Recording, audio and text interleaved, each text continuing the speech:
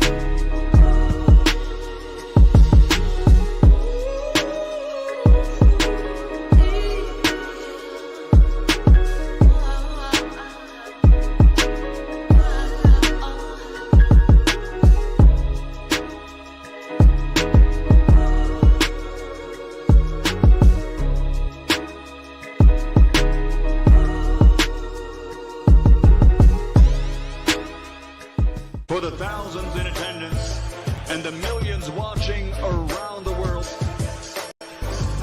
ladies and gentlemen, let's get ready to rumble! Yeah. What's up, family? This is our boy, Coach Malachi Williams in the building. We back. True Media Podcast. We are here. Happy Thursday, the day before Friday. Happy Thursday to everybody, man. You know, we got quite a few, a lot of boxing news, what's going on in the world today. With the Riyadh season and stuff like that. Want to look at that card. We will be talking about that card heavy today as well as tomorrow. I did see about Daniel Dubois pulling out because he got sick or something of that sort. So we'll see how that works out. Not pulling out, but he got ill, so we'll see how that works out. But yeah, man, good fights this weekend. I'm really, really happy about it. But another thing that came across my timeline, because I want to piggyback, this will be part 2, so to speak. Y'all share this live. Today gonna be a good show. Y'all share this live. It's gonna be a good show. We had over 1,300 in it. We had over 1,300 here yesterday. I had the receipts. I have the analytics. We had over 1,300 between YouTube and X. You get what I'm saying? So the people showed up and showed out. You know what I mean? It was we did a good job with it. So man, shout out to the family, man. Shout out to the family. How many people we have watching this show right now? We got over 100. Let's give everybody a round of applause. Yeah, man.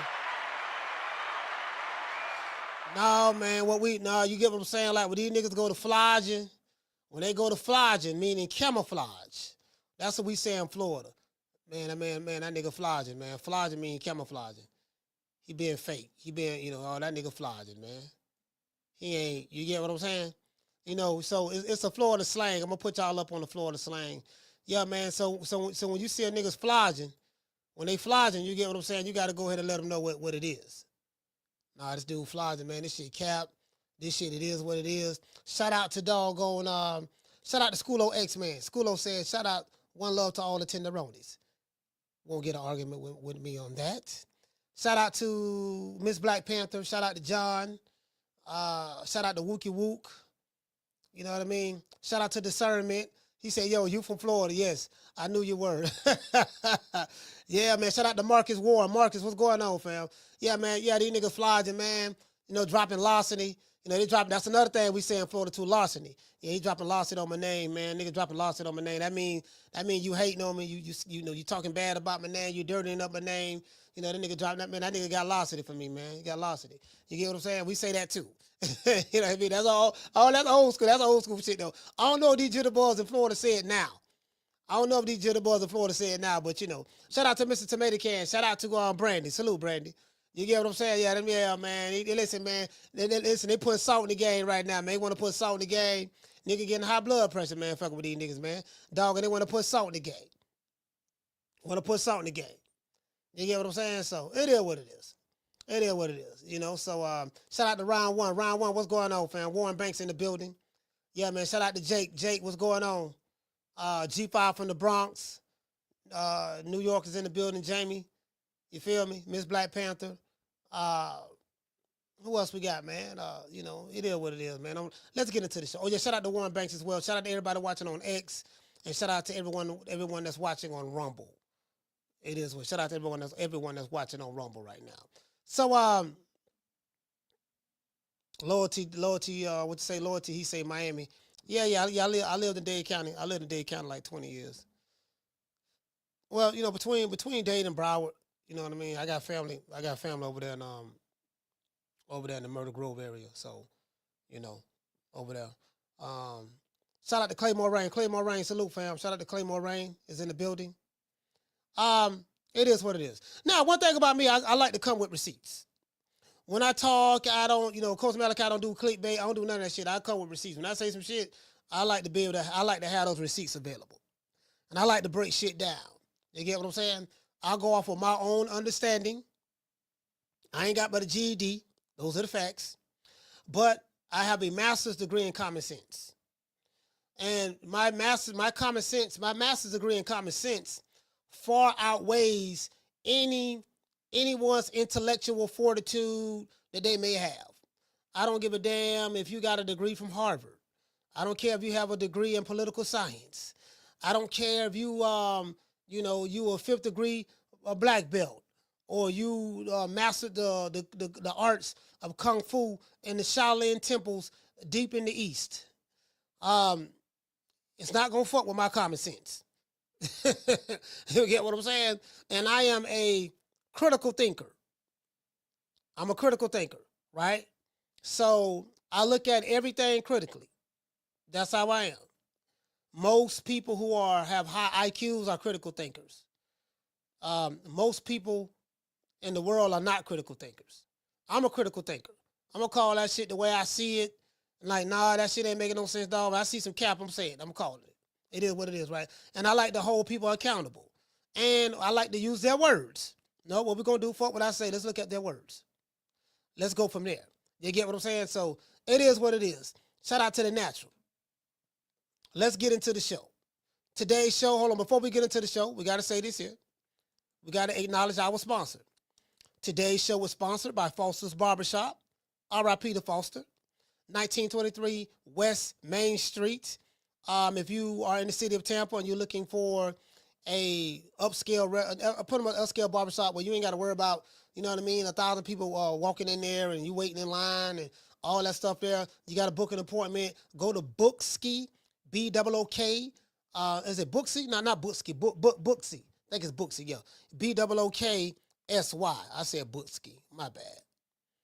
B-O-O-K-S-Y. You download that app right there. You book an appointment if you are in the city. It's the best barbershop in the city. Shout out to Foster's Barbershop. Let's give our sponsor a round of applause. What the hell did I...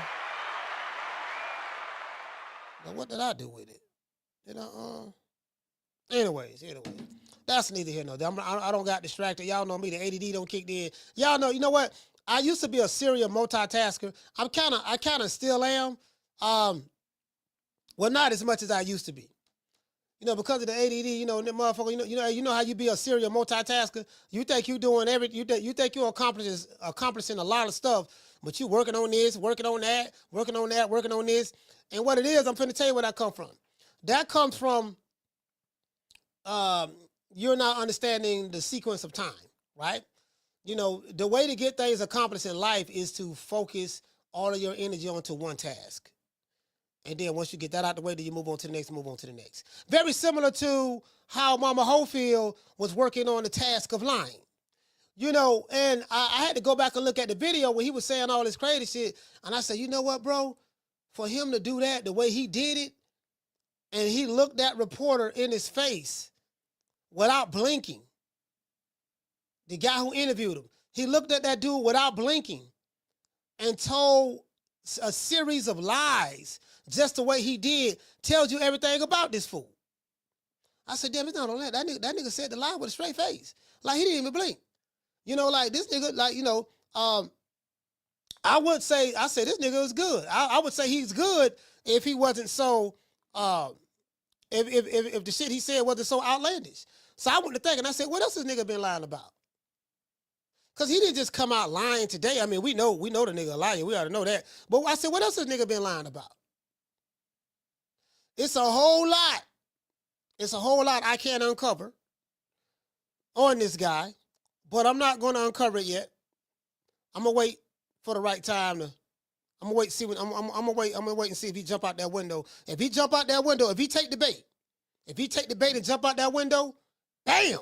You get what I'm saying? It is what it is. One thing about Coach Malachi, I'm a man of my word. I do what the fuck I say I'm gonna do. If I say I'm gonna do it, I'm gonna do it. If I say I got the receipts, I got them. True. You can believe that. You can believe that. I can promise you that, bro. I can promise you that. MC Hammer. You get what I'm saying? Anyway, let's get into the show. Shout out to a film by Ali. Floyd Schofield admits to lying on Shakur Stevenson, Victor Conte, and SNAC. No, he didn't, coach. Yes, he did. I had the receipts. In a recent X post, Mama Hofield, better known as Floyd Schofield Sr., issued a half-hearted apology to Shakur Stevenson, Victor Conte, and SNAC. Mama Hofield says, and I quote. Now, the host said this yesterday. Mama Hofield said this yesterday when we was doing our live. In all due respect, we cannot blame Shakur Stevenson or his team. I believe Shakur wanted to fight kid. No. Let's stop all that. Let's stop. We don't need to go to this. We don't need to go to the second sentence. Fuck what you believe. Let's go back right here. In all due respect, we cannot blame Shakur Stevenson or his team. Do you want to know why you can't blame Shakur Stevenson or his team? Because his team didn't do nothing. You made up lies and you lied on the man. How can you blame a nigga when you the one lied on him? That's like the criminal blaming the victim for him criminalizing the victim. That's like somebody pulling up to your house, breaking in your house, stealing your stuff, and then tell you, in all due respect, I cannot blame Shakur for me breaking in his house and stealing his stuff. Of course you can't blame him. True.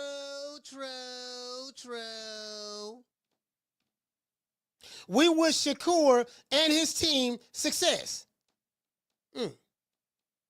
I hope we can fight in the near future. All things are forgiven. Let's start right there. All things are forgiven. What the fuck do you mean by all things are forgiven? I mean, this is a classic narcissistical playbook. You literally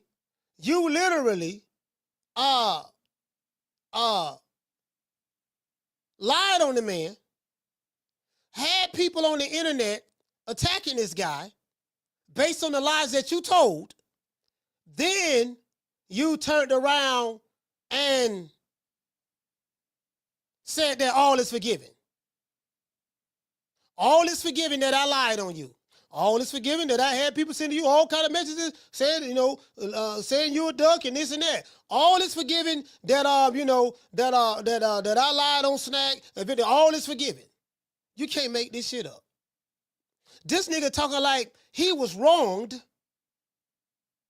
This nigga talking like he was wronged, and he the victim, and he forgiving the perpetrator of a crime that was done to him, or an unjust that was done to him by somebody else. You can't make this shit up.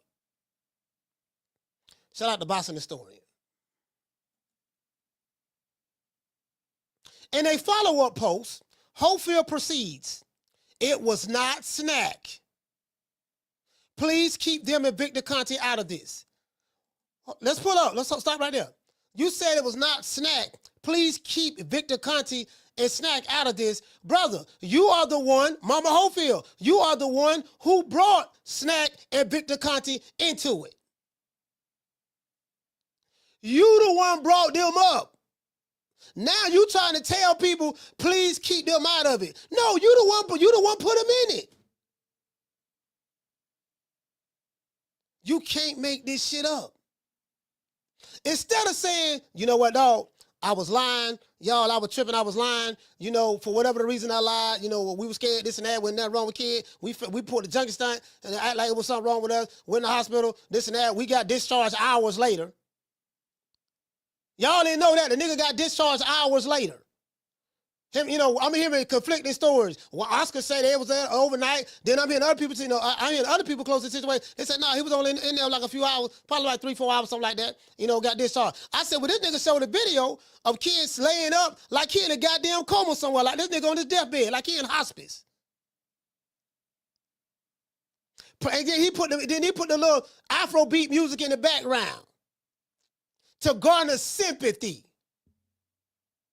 Him and his son, her and her son, lying, faking on the people.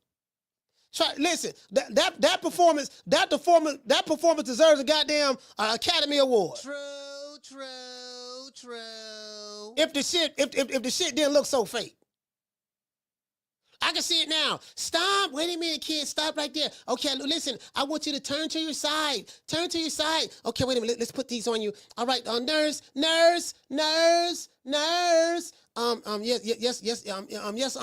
Mrs. Hofield. Yes, can you put these tubes on them? And I want to put this right here because we got a video we're going to show, okay? All right, okay, Mama Hofield. And then they put the goddamn thing on. Thank you, nurse. Put the goddamn tube. Yeah, you know, and he's sitting there. Okay, all right, kid. All right, I just got it. I got it. All right, now let me put the Afrobeat song in the background. Let me put the Afrobeat song in the music and in the background, okay? And, okay, just stay still just for like 10 seconds. About 10, 15 seconds, okay? Don't move. And, oh, my gosh, this is going to work. This is really going to work. Like, what was this nigga thinking about? True.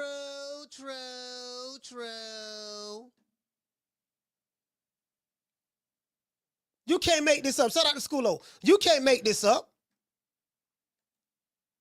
And another thing, stop sending tweets and messages under your son's account, Mama Hofield. Why are you attacking Shakur Stevenson, Keyshawn Davis, Tank Davis, and other fighters online under your son's account? Everybody know it's you. So you got Floyd Schofield, Kid Austin, or whatever account, and you're sending all these tweets because he's not allowed to be on social media. My son will be 23 years old this year, and he's not allowed to be on social media. I keep him off of it because his frontal cortex is not developed yet. That nigga's a grown-ass man. I don't care. You can't make this shit up. This nigga's a control freak. Literally. I said, that boy gonna grow up, he gonna grow up one day and rebel against that shit. One day, I don't know what day it is, but one day that nigga gonna grow up. That little nigga, a kid also gonna grow up, and he gonna be like, you know what, man, I'm tired of this shit. I want to get my own place. I want to get my own pussy when I want it. I want to have who I want to have over my house. Like one day, I don't know when it's gonna happen, but it's gonna happen.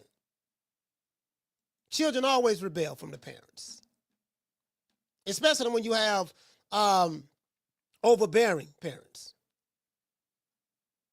Especially, I've seen it happen a million times. Shout out to Foodie. Let me show the receipts.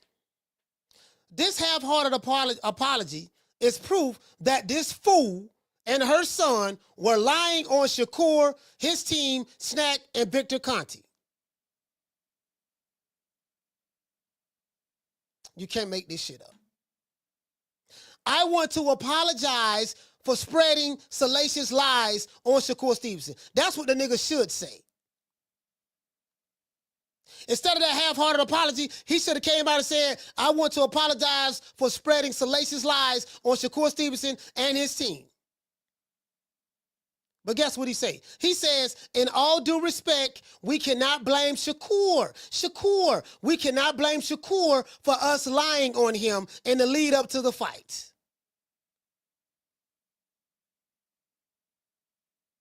That's literally what he's saying. Without saying it. The hospital stunt Mama Hofield and Kid Austin pulled deserves an Academy Award. Oscar De La Hoya revealed Kid fell ill and was transported to the hospital as a precautionary measure. In the interest of Scofield's health and safety, the British Boxing Board of Control made the decision to cancel his scheduled bout against Shakur Stevenson.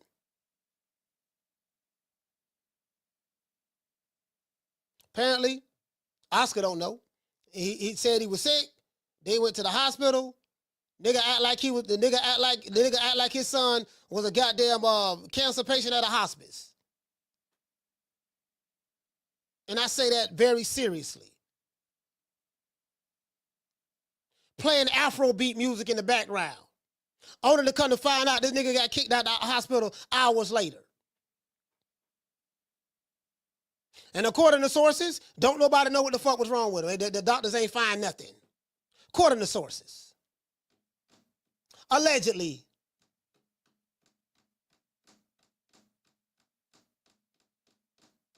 If the nigga was sick, he was sick. I ain't tripping on none of that. But what I'm talking about is accountability. I'm talking about all the lies. See, the shit that pissed me off, I said, this nigga didn't even apologize. Like if I'm Shakur and I'm Victor Conte, I sue that nigga. For defamation. For defamation. Make that nigga come out and say, all right, Mama Hofield, I apologize for telling lies, salacious lies on Shakur Stevenson. He did not do any of the things that I lied and accused him of. He did not slash my tires. He did not have someone break into my house and steal our passports and rip the pages out. He did not plant drugs in my car. You know, he did not have my house swatted and said that I kidnapped kiddos. He didn't do any of those things. He did not have his masseuse touch me with some cream from SNAC and poison my son. The nigga Shakur don't even have a masseuse. Like, you need that. Like, the same vigor that you came out lying and attacking Shakur and Victor Conte and all of them, that's the same vigor that apology should be in. If you wrong me in the open and wrong me loudly, guess what? The apology has to be just as loud.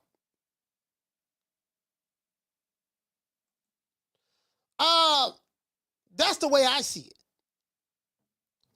Mama Hofield has since been discharged, him and his son, her and her son, from the hospital and is awaiting the results of the medical evaluation.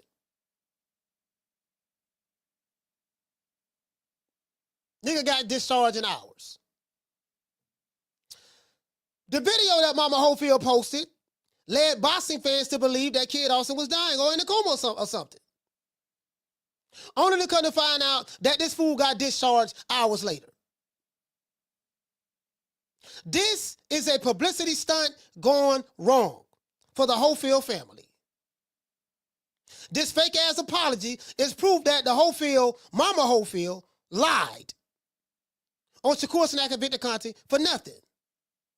Only Mama Hofield and his son know why they made those lies up. You intentionally went out of your way to scandalize and dismercify another man's character. This man being Shakur Stevenson. In the name of clout. Logan Matthews of Marca.com, I watch their news all the time, reveals why the Hofields withdrew their claims. Show you that article as well. It says in the article, Floyd Schofield's withdraws poisoning allegations against Shakur Stevenson for fear of lawsuit. See, you said that you had proof that Shakur did all of these things. Well, if you had proof, no one can make me retract any statement that I made if it's factual. If I'm telling the truth and I have receipts, I stand on business. I stand on the truth that I said that I had receipts on. Nigga, if I know I got you in the crosshairs dead to the right, you ain't never got to worry about me apologizing for nothing. I'm not retracting anything because you did what I said you did because I said I had the proof. True. Shout out to everybody watching the show. We got over 700 watching the show. The question that I have is this. What does Mama Hofield mean by all is forgiven? When you were the ones spreading the lies on Shakur, Victor, Conte SNAC. Shakur Stevenson, Victor, Conte SNAC, to my knowledge, they never wronged you. So what the hell do you mean by all is forgiven? As though you were forgiving them of the wrongdoing that they did of you and your son. I said in yesterday's video, entitled, Floyd Schofield says that he has proof that Shakur Stevenson set him up. I said that in the video yesterday. And you know what else I said? I said if I was them, I would sue that motherfucker. I don't want to say for everything, but I filed a class action lawsuit against him. That's what I would do. Did you get what I'm saying? Because you just made up both. You just lied. You just flat out lied. No one asked you to tell those lies. You have to make an example out of fools like this. If not, they would do it again to another fighter. The article says that the Scofields received a warning of a defamation lawsuit from Stevenson's attorney. I don't care. You can threaten me all you want. I have receipts. I have the proof. You have the proof. Okay, we finna find out. We finna pull your whole card, baby boy. And as soon as they lift that skirt up, guess what they saw? They saw thongs. True.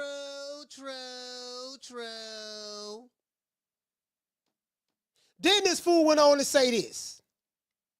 Shortly after Mama Hofield deleted the tweets, he deleted the tweet that accused Shakur of his masseuse that he don't have of poisoning the kid Austin. He deleted the tweet. Then he issued a half-hearted apology. Then now the nigga they say he got his whole Twitter like on private mode. You can't even see none of his tweets. That's how you know he guilty. As a matter of fact, let's pull that up. Let's do this here. Let's pull that up. Let me look up Mama Hofield. Mama. Oh no, he under his son. She under her son account. So she like to hide behind his son. That's what him like to do. Him like to throw rocks. Him like to throw rocks and lie on people and hide their hand. That's what him like to do. Mama Hofield is a he, she. Do y'all know what a he, she is? Ask somebody from the old school, or ask a woman what a he, she is. That's a he, she. Mama Hofield. She watching right now. She watching right now. She watches me every day. She watches me.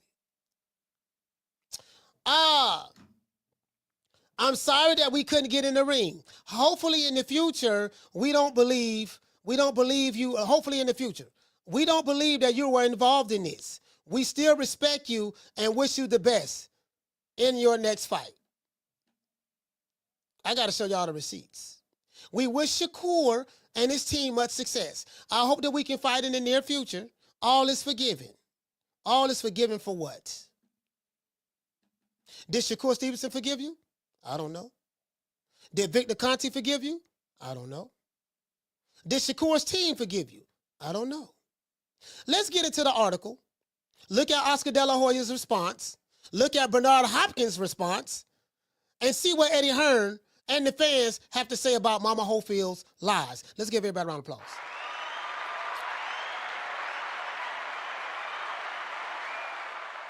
I'm not playing with this nigga. Y'all get the likes up. We got over 800 people watching the show between X and YouTube, and we got less than doggone 300 likes. This is unacceptable. But before we get into the show, let's hit everybody with a little bit of all praises due to the Most High, the Most Exalted, the greatest human being on the planet Earth, and I say that sarcastically, Mr. Al Heyman. Well, you know, I guess I gotta be like everybody else and sing Al Heyman. I can quit my job now, baby. 6 figures, baby. You feel me? I'm about to But a name. Do you have a name? Oh, nah, I ain't got no name, you know. Name them names, man. They know who they is. Name them names, please. The names need to be named. They know who they is. The Mexican Monster. Yeah, man, it is what it is, man. And shout out to all the Tenderloins, the PYTs, and the Honey Dips. We know y'all. We know y'all want to hear. We know what you want to hear. You want to hear a little bit of Snow Bunny love. See your eyes shine, she's my Snow Bunny, please. In the winter lights, so she's my sweet love of me. Talk to my nose, this love has got it so raw. Make you move, stepping out, from out of control. Snow Bunny, moving on the bar. Everything's alright. Got that smooth Scofield. No, that's next to the law. With my Snow Bunny love. Bring party back. See her eyes shine. She's my Snow Bunny, please. In the winter lights, so she's my sweet love of me. Talk to my nose, this love has got it so raw. Make you move, stepping out, from out of control.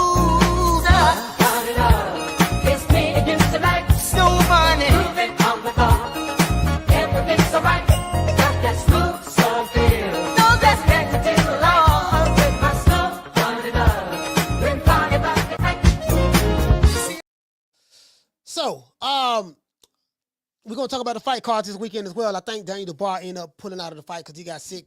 He got sick as well. So we will elaborate on that as well. But one thing Daniel Dubois didn't do.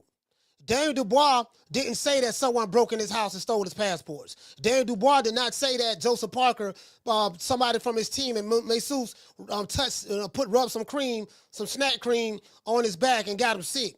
Daniel Dubois did not say that he was poisoned by Team Joseph Parker. Daniel Dubois did not say that he was swatted 3 o'clock in the morning with his drawers. Daniel Dubois did not say that the police came and pulled guns on him. Daniel Dubois did not say that he was put in handcuffs and they were thrown in the car. Daniel Dubois did not say that the tow truck driver was the one who felt the car and realized that the car is ice cold. He couldn't have been the one that did the crime. You know what I mean? So the police let him go. Daniel Dubois did not say that Joseph Parker planted drugs in his car while calling the police on him. True.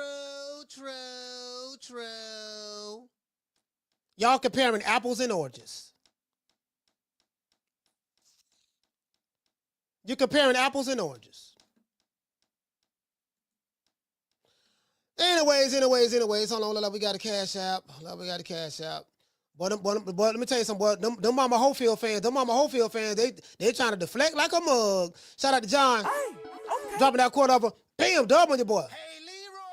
Super chat received. Playtime's over, boy. He said, put the wig on, bro. Nah, I ain't putting it on right now.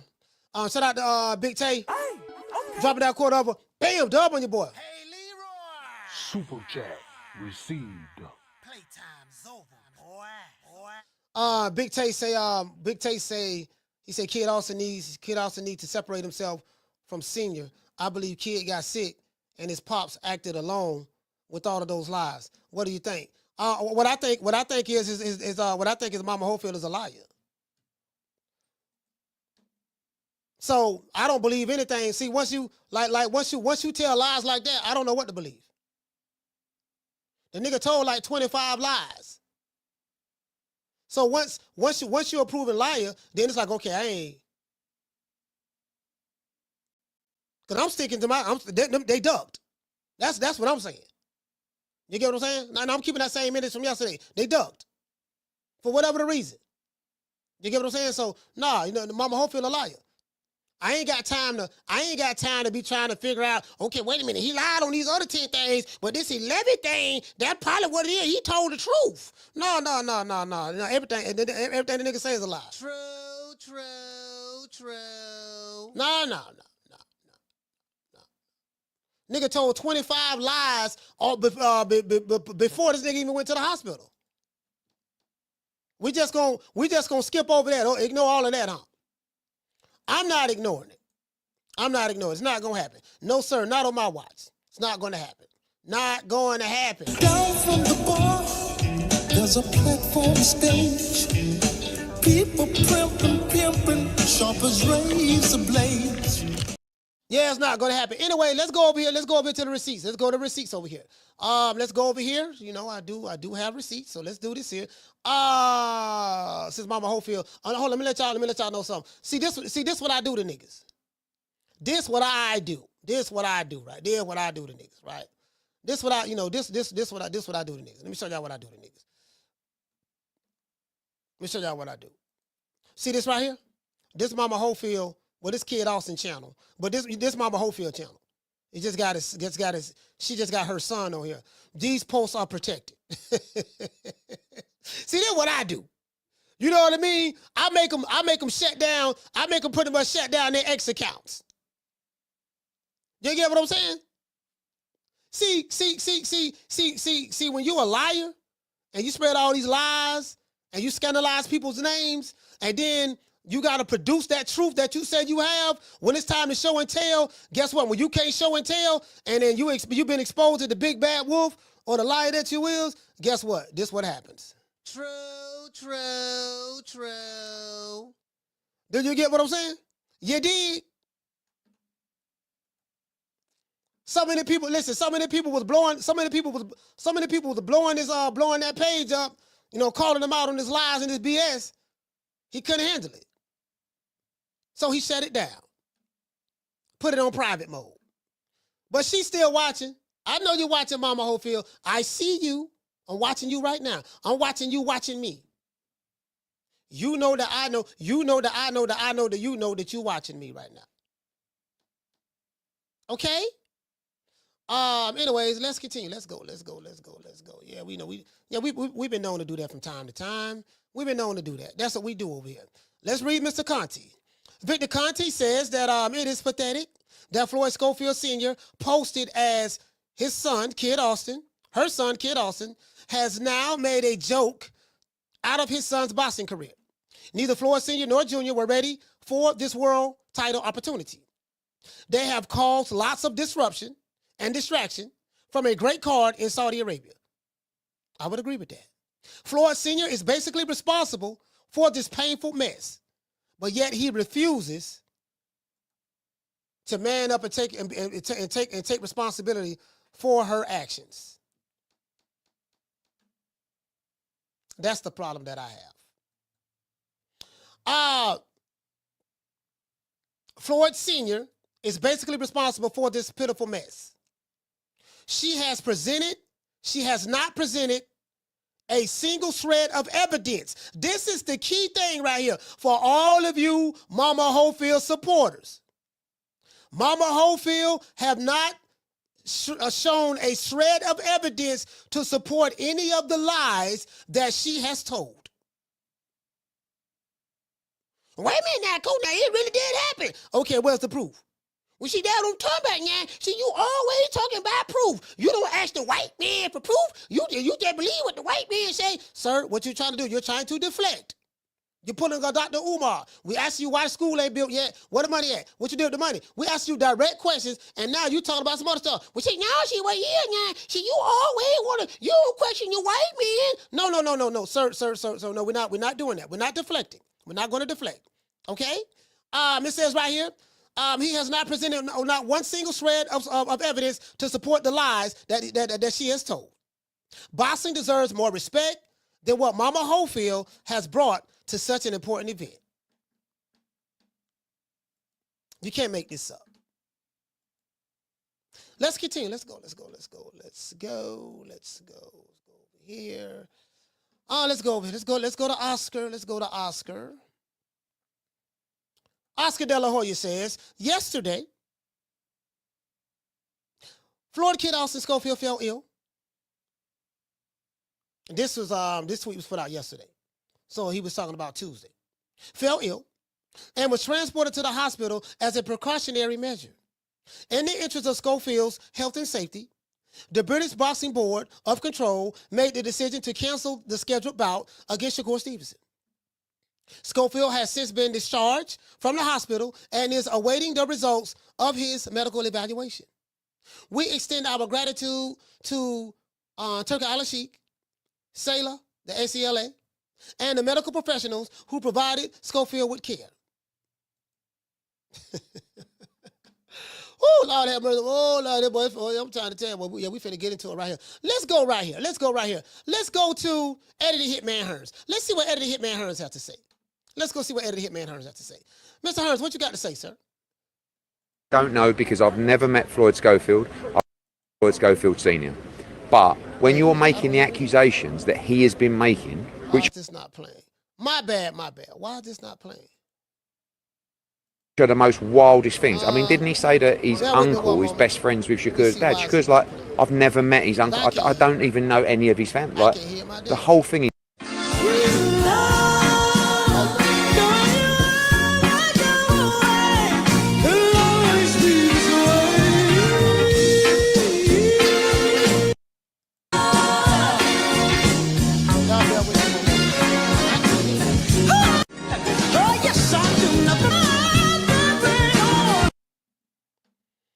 All right, why I can't hear this shit?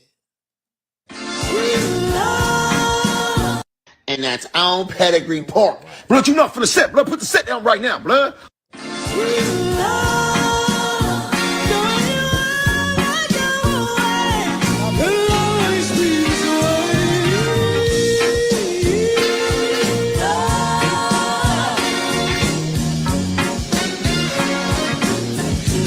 All right, let me refresh the page to see what's up.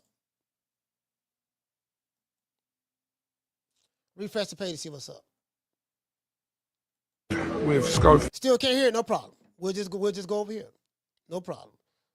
I know you'll better hear it right here. Let me go to my saved folder. See what we have saved right here. Saved. Let's see what Bernard Hopkins have to say. This is Bernard Hopkins. Let me go ahead and play B-Hop. Let y'all see B-Hop. That's what we're playing. With Scofield. No comment. No comment? You got to talk to Oscar about that. Okay, fair enough. Fair enough. This has been He's called. here answering. Bernard, we spoke to Eddie Hearn recently in the last day. Talk to me about this situation with Scofield. No comment. No comment? You got to talk to Oscar about that. Okay, fair enough. Fair enough. This has been He's called. here answering. Bernard, we spoke to Eddie Hearn recently in the last hour. Let's see this one more time. He asked Bernard Hopkins about Scofield, and I want y'all to see the expression on his face. Let me show y'all the expression on this nigga face. No comment. They the big names that people really know in boxing because Tank. They talking about Tank and all that shit there. We know that shit ain't happening. I ain't worried about that. Talk to me about this situation with Scofield. No comment. No comment? You got to talk to Oscar about that. Okay, fair enough. Fair enough. This has been He's called. here answering. Bernard, we spoke to Eddie Hearn recently in the last That's hour. his face right there. He says he wants to make Shakur and Tank next. Yeah, What do you think about that? Score Tank shit. We know that shit happen. Yeah, but Bernard say no comment. He ain't want no parts of it. Bernard Hopkins is the part of Golden Boy. He didn't want no parts of it. No comment. If I could have got this thing to play so you can hear the volume on here from my computer, you'll hear exactly what I'm talking about. Let's hear this one more time. Let's hear this one more time. One more again. Talk to me about this situation with Scofield. No comment. No comment? You got to talk to Oscar about that. Okay, fair enough. Fair enough. This has been He's called. Talk to me about this situation with Scofield. No comment. No comment? You got to talk to Oscar about that. Okay, fair enough. Fair enough. This has been He's called. here answering. Did Oscar answer it? Let's go to the next one. Let's see what Eddie the Hitman Hearn has to say. No, because. Let's see what Eddie the Hitman Hearn has to say. Let's go to the next one. No, because Scofield. I've never met Floyd Schofield Sr. But when I don't know because I've never met Floyd Schofield. I've never met Floyd Schofield Sr. But when you're making the accusations that he has been making, which are the most wildest things. I mean, didn't he say that his uncle is best friends with Shakur's dad? Shakur's like, I've never met his uncle. I don't even know any of his family. Like, the whole thing is so bizarre. But I can't comment because I don't know them. But they checked themselves into hospital because they said, you saw what they tweeted, yeah? And now what? They're all right now? Or I don't know. But Listen, at the end of the day, I'm not the commissioner. I don't decide who fights and don't fight. The British Boxing Board of Control, you imagine, they allowed him to fight and something happened to him in the ring when he'd been in hospital for 24 hours that week. So they've made the right decision. Shakur, everyone thinks Scofield is full of absolute waffle. I don't know the guy. But out the way, move over, irrelevant, we're coming through. Shakur Stevenson, pound for pound best fighter in the world, and good luck to Josh Padley. He'll come with a big set of bollocks and he'll give it a good go. He'll get beat, I believe, but good luck to him. A good lad from Yorkshire is going to make a nice few kids, change his life and fight for the world title. Yeah, whatever, nigga, whatever. Anyways, okay, so Eddie, you heard what Eddie Hearn said. Everybody know this nigga lying. The issue that I have is this. Just as loud as you told those lies, you should have been just as loud apologizing for lying on the people who you lied on while hiding behind your son's account.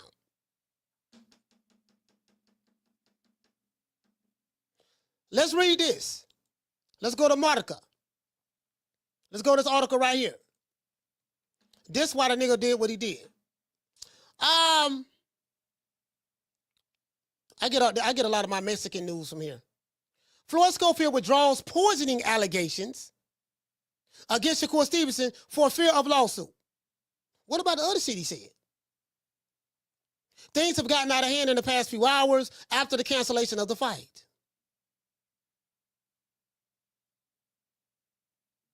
What a few hours has been in the world of boxing. Let me see. Oh, did somebody send me a text? Oh, okay. The fight between Floyd Schofield and Shakur Stevenson was canceled, as everybody knows. According to IFL TV, Floyd Schofield's Jr.'s father had just posted this clip of Floyd in the hospital after the BBB OFC withdrew him from the fight against Shakur Stevenson this weekend. We wish Floyd a speedy recovery and look forward to seeing him back in the ring. God got our back. Nigga missed me with that bullshit. Floyd Schofield's father had no problem pointing out to Shakur Stevenson's team that his son was intoxicated, as he argued that SNAC along with the Stevensons, let me see. No problem pointing out that Shakur Stevenson's team and his son was intoxicated. You know, that his son was intoxicated, as he argued that SNAC, along with a Stevenson massage therapist, were responsible for his son's illness.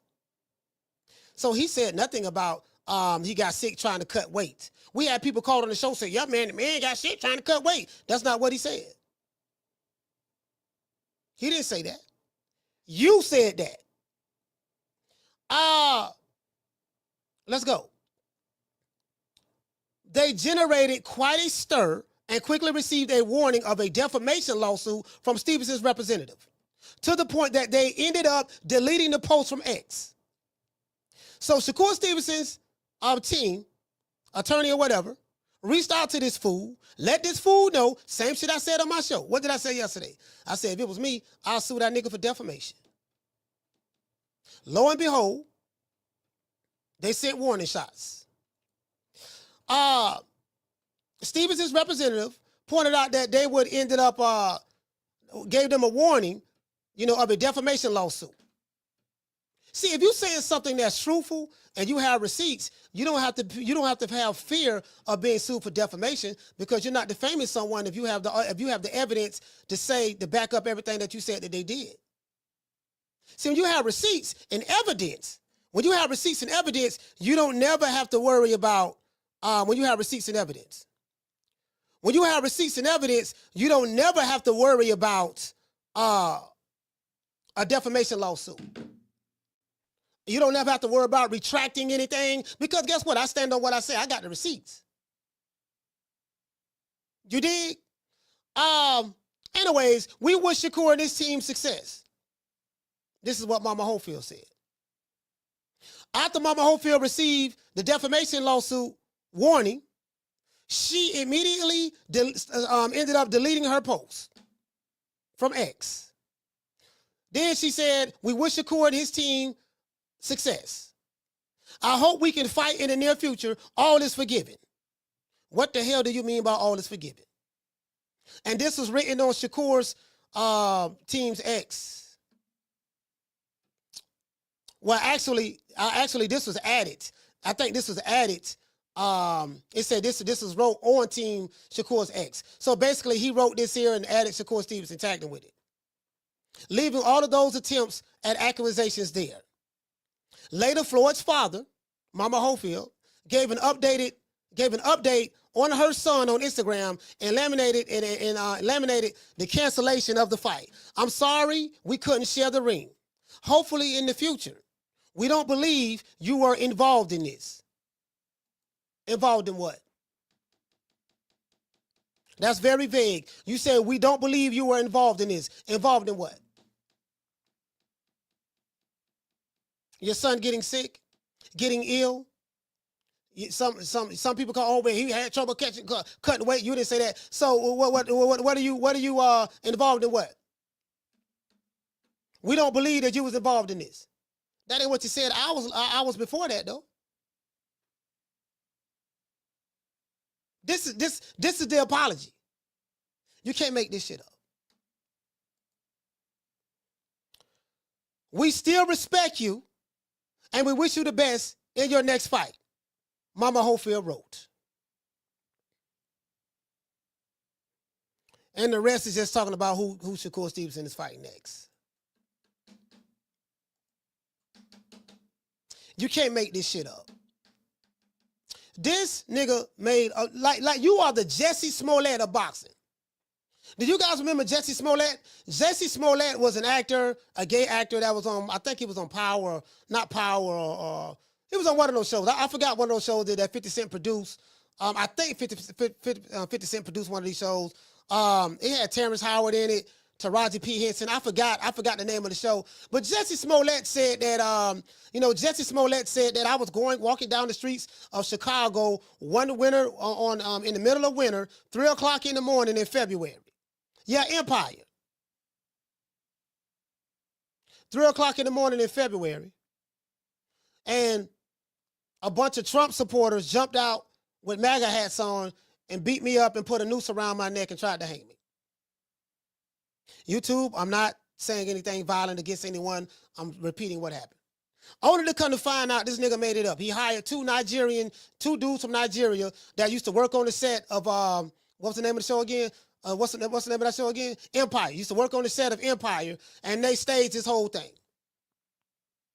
You the Jesse Smollett of boxing. Literally. Mama Hofield. No one would take you serious ever again in life. And if I'm Shakur, I still sue the nigga. True. Let's continue. What else he said? And then remember he brought up SNAC? Remember she brought up SNAC? This is what she said about SNAC. It was not SNAC. Please keep them and Victor out of this. You the one brought them up.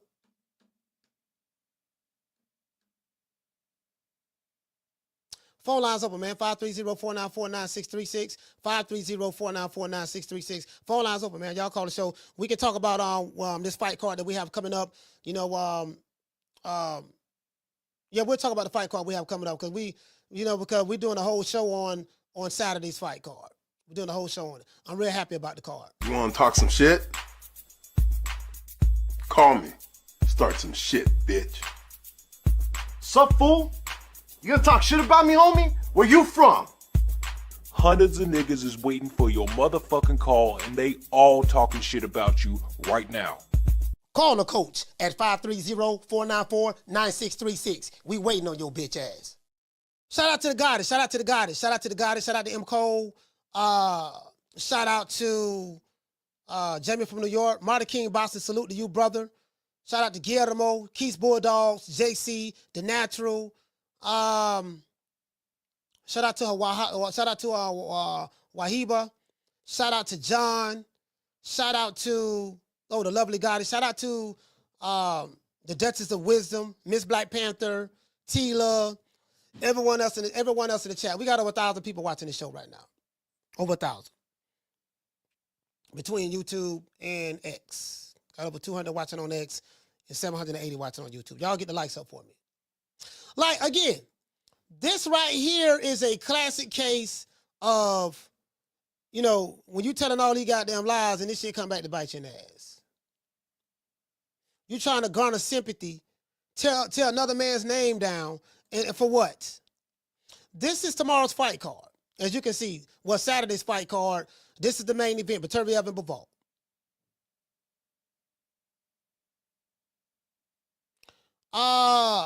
That's the UFC card right there. This was the undercard. We have later learned that Daniel Dubois pulled out of the fight. He got ill. So Joseph Parker replacement. I think they named the replacement already. I think it's Bacoli or something like that. I'm not sure. Carlo, what's your name? You called from? Hey, what's going on, young man? This is me, old school again from Chicago. Old school from Chicago. Talk to me. Hey, Coach, what's going on, Coach? Hey, Coach, I'm gonna tell you something. I'm gonna have to be the first man to come up. I'm gonna have to say, Coach, I apologize, Coach. I didn't agree. I didn't agree with with that situation and how you dealt with it. And I told you that. And at that time, like you said, then you got the right to clap back at whom you prefer to, and how you do it. And I questioned that. So in order for me to step up right now, I have to apologize because I was under an impression that you didn't have the right to do that, and you did as a man and as a person of your word and your character. And I apologize because I questioned that, Coach. Yeah, to be honest with you, old school, I have forgotten all about it. To be fair, brother, I forgot all about it, fam. So, but apology accepted. The reason why I went off the way I went off is this. I'm gonna tell you why. I never explain it to you. It came out of nowhere. It was really unwarranted, and a lot of people. There's a lot of things that I know. I just say there's a lot of things that I know that I will be revealing in time. It just depends on what chess. It just depends on what move the other pawns make on the chessboard. But I got some ammo. Right? And just on that particular show, the brother just blew up out of nowhere. You get what I'm saying? And it wasn't warranted. Yeah. If you go back and listen to the interview, what triggered leading up to that, he was saying that, hey, I shouldn't have to tell people who kid fought, what level of competition they were. It's your job as a reporter to tell them that. And I'm like, no, the people want to hear it from your mouth. When I'm interviewing people, if I say something and say, okay, well, it's not my job to defend your position. I'm conducting an interview, and it's not my job to be the representative of Kid Austin. It's not my job to say, yeah, but Kid fought this person, he beat that dude, and that dude was right, this and that. I'm asking you because I have you here, and the people want to know. So if you take a public position to disrespect other fighters who are around your son's age, resume, tear them down, defecate on them, and say they haven't done anything or fought anyone, then guess what? Other people have the right to do that to your son. So since you're judging Abdullah Mason's resume or whoever, okay, how do you rate your son's resume, the level of opponents who you fought so far? And he went off. That wasn't even that wasn't justified to me because I asked you a legitimate question. The manner in which I asked it wasn't malice. You get what I'm saying? I was very calm and passive when I asked the question, and then he just went off. So when someone goes off on you unjustifiably, they do not dictate your clapback. They don't dictate the clapback. That's my part. That's my part. I have to apologize. I'm getting another grown-ass man business. You understand me? Getting between two grown men, which one I know I'm aware of both of you all. Right. You understand me? So if and then like I said, I don't want to get pick sides because I'm biased because I love that young man and I know the potential in him, and I thought you saw the potential in him too. Right. Now, I mean, I see the potential, but the thing is I see the flaws as well. See, when you look at it, when you look at a fighter, you look at both sides, and if the positive outweigh the negatives, you can say, okay, well, the upside is real strong. I don't go into a situation where I see what I want to see. I have to be honest and objective. And if I feel like if me and you all right, then that anytime I say something, I'm not coming from a bad place. I'm gonna be honest and objective. This is an interview, and so I don't want to cut you off, but they go right back to that part again because we were talking about that. He said you already know he's the greatest thing you ever seen. I was waiting for you to say, yeah, I already know, but I'm just waiting for you to tell me. I'm just saying, hey, Coach, I'm telling you, Coach, I love you, boy. I'm making this short. I know you got business, and I don't want to take a time, but. Look, I don't want to take up your time. Look, I love you, and I apologize again. And shout out to the goddess. And shout out to my boy D-Block. If he call you and ask you for forgiveness, you got to forgive him too, Coach. I think I wish you would. All right, the people, I ain't gonna lie, man. Like, like She-Block. She kind of, I don't know what happened, fam. Like, I called her out of some foolishness. She got her feelings hurt. Then now she on X and. She going on other platforms dissing me. I mean, I said what I had to say. I'm kind of done with it. She-Block ain't on my level. That's too easy. That's too easy. That's too easy. Hey, look, like I said, I ain't cross you out. Look, you see, I got my notification today, so hey, I didn't block you. All right. Well, look, we got other calls, old school. Salute, fam. Shot-town, stand up. Yeah, let me tell y'all something. I'm going to say this right now. Caller, hold on. If somebody wrongs you, they don't dictate your clap back. If somebody wrong you in any way, form, and fashion, they don't get a chance to say, oh, wait a minute now, you ain't got a right to clap back at me like that. No, you don't dictate my clap back. I bring sledgehammers to a fly fight. You don't dictate my clap back. If a mofo get out of line, they don't say, okay, yeah, well, you can play dirty, but you can't play like that. No. Once you open that door up and you jump out and you get out of pocket, once you open that door up and get out of pocket, guess what? You got to get chastised. True. That's how that works. Don't nobody goddamn dictate your clap back. See, man, you ain't had no business doing them like that there, man. No, hell no. Caller, what's your name? Where you calling from? Leo H-Town, Coach H-Town. Leo H-Town, talk to me, brother. Coach, I'm gonna be real honest. Is ever since I ever heard you talk about those guys, you always talk good about them. You had me thinking y'all were really family because you'll go easy on them. Yeah. So I mean that was never warranted. Homeboy went out of pocket. I don't know. He might have deeper issues. He might see your success and not like it. And sometimes haters got hate in their heart, Coach. You can't stop that, Yeah, I won't say he saw my success and didn't like it because they are successful in their own right. What he didn't like was he wanted me to be. See, let me tell you something. It's two boxing dads that wanted me to be the mouthpieces for their sons, and I didn't bite the cheese. Right? I said I would be fair to your sons. But I will also, so if I got love for you and respect you, then you already know that I'm gonna give criticism, but I'm not gonna tear them down like other people. I'm not gonna do that. To this day, I don't tear down Devin Haney, and I don't tear down Kid Austin. I don't do that. But at the same time, if two dads, they wanted me to be the mouthpiece they wanted me to be their PR. They wanted me to get on there and say all these sweet things about their sons. Your son the greatest. Ain't nobody better than your son. Your son got pretty white teeth. Your son got a nice baby mama. Your son got a good car. Your son got boxing skills better than Floyd Mayweather in his prime. Your son would have beat Sugar Ray Robinson. Your son would have knocked out Ali. Your son would have beat up Sonny Liston. They wanted me to say all these things about their sons, and then when I don't say it, they take it personal and they get upset.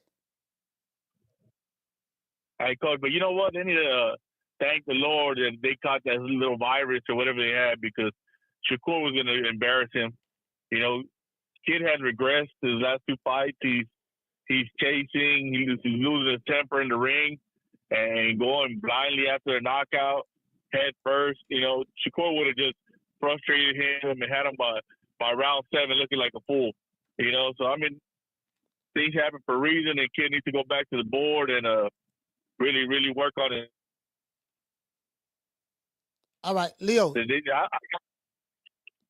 Yes, sir. No, go ahead. Your phone went out. Go ahead. I can hear you now. Yeah. And I said the kid's got potential, man, but he needs to get. I think he needs to get better coaching, man. He just, like I said, I think he regressed his last 2 fights. He was just chasing, losing his temper in the ring, and Shakur was going to embarrass him. So they didn't be happy they didn't get this fight. Because man, I had my money on Shakur stopping him in like 9th, 10th round.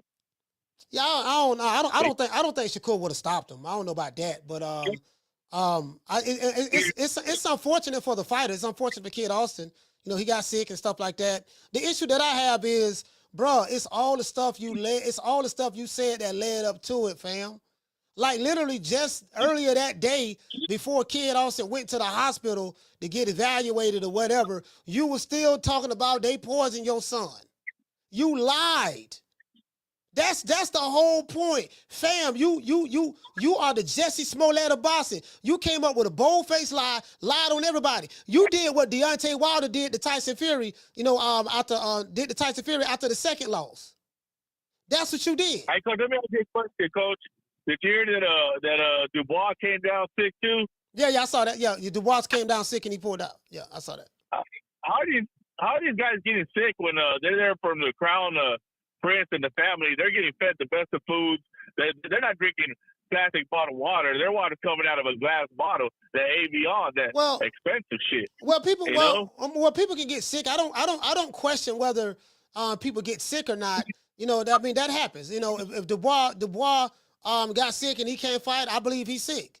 You know, if Kid Austin is sick or whatever and can't fight, I can believe that. What I can't believe and what we can't overlook is all of the things. See, this is the difference between Daniel Dubois and Kid Austin.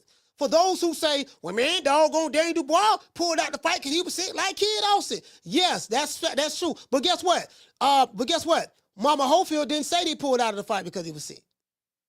Or the BBBOC didn't pull them out because they were sick. Mama Hofield didn't say that. Mama Hofield said my son was poisoned by Shakur Stevenson's masseuse. That's what Mama Hofield said. Mama Hofield said that, my passport was stolen and they ripped the pages out. They swatted me. I was outside and I was outside 3 in the morning in my drawers. Victor Conte SNAC was rubbed on my son that made him sick and poisoned him. They said we was kidnapping kiddos. They planted drugs in my car. Daniel Dubois didn't say any of that. So I don't question, okay, Daniel Dubois got sick, he can't fight. Okay, cool. I don't have to question that. But when you're dealing with one side that tell a whole list of lies, salacious lies, you get what I'm saying? You can't ignore the lies that led up to the pullout. So if you lied about all these other things, what else are you lying about? That's the whole point. Coach, I got one more question. I'm out. What do you think about the conspiracy theory that they both pulled out because one was going with Usyk and the other one's going to get a tank fight? Yeah. I don't know where those conspiracy theories come from. I don't know nothing about none of that. But yeah, I ain't going for that. That doesn't make any sense because Tank is fighting Lamont Roach. And what would make a person pull out of a fight 3-4 days before the fight, the week of the fight, and you're going to turn down your highest payday? That don't make no sense. So it is what it is. Shout out to Leo. Yeah, that don't make no sense. Yeah, that don't make no sense. That don't make no sense to me. You get what I'm saying? Like, it is what it is. No, it's not that difficult. The nigga just lied. Mama Hofield is a liar. She lied. It's that simple. It's as simple as that. Nothing more, nothing less. I'd have read that one. Shout out to Mr. Calderon. Hey, okay. Dropping that quarter up. Bam, dub on your boy. Hey, Leroy. Super chat received. Playtime's over, boy. Carla, hold on. Mr. Calderon said there's a difference between being famous and infamous. I totally agree. These fools are becoming infamous. Like the Haneys have become infamous, not famous. Them pulling this kind of stunt off made me never want to check out their future fights. Shout out to Walter. Hey, okay. Dropping that quarter of a dub. He says Shakur is going to stop Kid. Last fight, Kid got tired with a bomb over 12 rounds. Floyd's dad is living vicariously through his kid, and that's a bad. That's going to be bad in the long run. Oh boy. I don't know. I used to kind of feel sorry for him a little bit, but I'm like, man, he a grown ass man, bro. Down from the bar, there's a platform stage. People pimping, sharp as razor blades. Carla, what's your name? You calling from? Martin from Oakland. Martin from Oaktown, talk to me. Hello? Yeah, Martin, talk to me. Yeah, Coach. I think the worst thing about this isn't just the fact that, the fight got canceled. It's the fact that they did this on a global stage. Because if this was just a fight that was on Top Rank, yeah, we feel some type of way. Yeah, we'll talk some shit, but then we move on. The fact that this is being labeled the fight of the card of the century, the biggest card ever, and this bullshit has to happen. You got UK motherfuckers seeing this. You got people over there in Saudi seeing this. You got Turkey Al Sheikh seeing this. And this motherfucker, if there's somebody you don't want to disappoint or get on his bad side, it's that man right there. Because, if depending on how cool this dude is, he can make your life miserable. He could have your ass on the fucking undercard of every fight until you retire. So you don't want to fucking, come off looking like you you a fucking flake and you're going to cat off and chicken out at the last moment. You know what I mean? Because this stays with you. It's like when fucking Victor Ortiz quit against Maidana. He lived with that the rest of his career. Yeah. You know what I'm saying? And I'm not saying this is on that level, but it's pretty goddamn close when you over here accusing motherfuckers of all this fucking nonsense. We're used to that shit in America. Them motherfuckers ain't. Them UK motherfuckers ain't. Them niggas is professionals. Them Saudi motherfuckers, they take all their shit serious. And, it's some motherfucking clown shit. It makes everybody involved look bad, from Oscar to Shakur, because motherfuckers are like, why you even fighting this dude? He ain't even on your level. He number 13 in the WBC. Make it make sense. It makes everybody look bad. It was like, you know what? Suck it up, get your ass whooped, and we'll move on from here. Nobody would have held it against him that he got his ass whooped by Shakur. The excuse would have been too young, too soon. Yeah. Let's move on. Yeah. That too would young, have too been it. soon. Yeah, but nah. Too young, too soon. That's what it would have been. We on this bullshit. Yeah. Again, you made a valid point. It's the stage in which the play was set. What makes this so big, like you said, I didn't even think about that. You did this on the world stage, fam.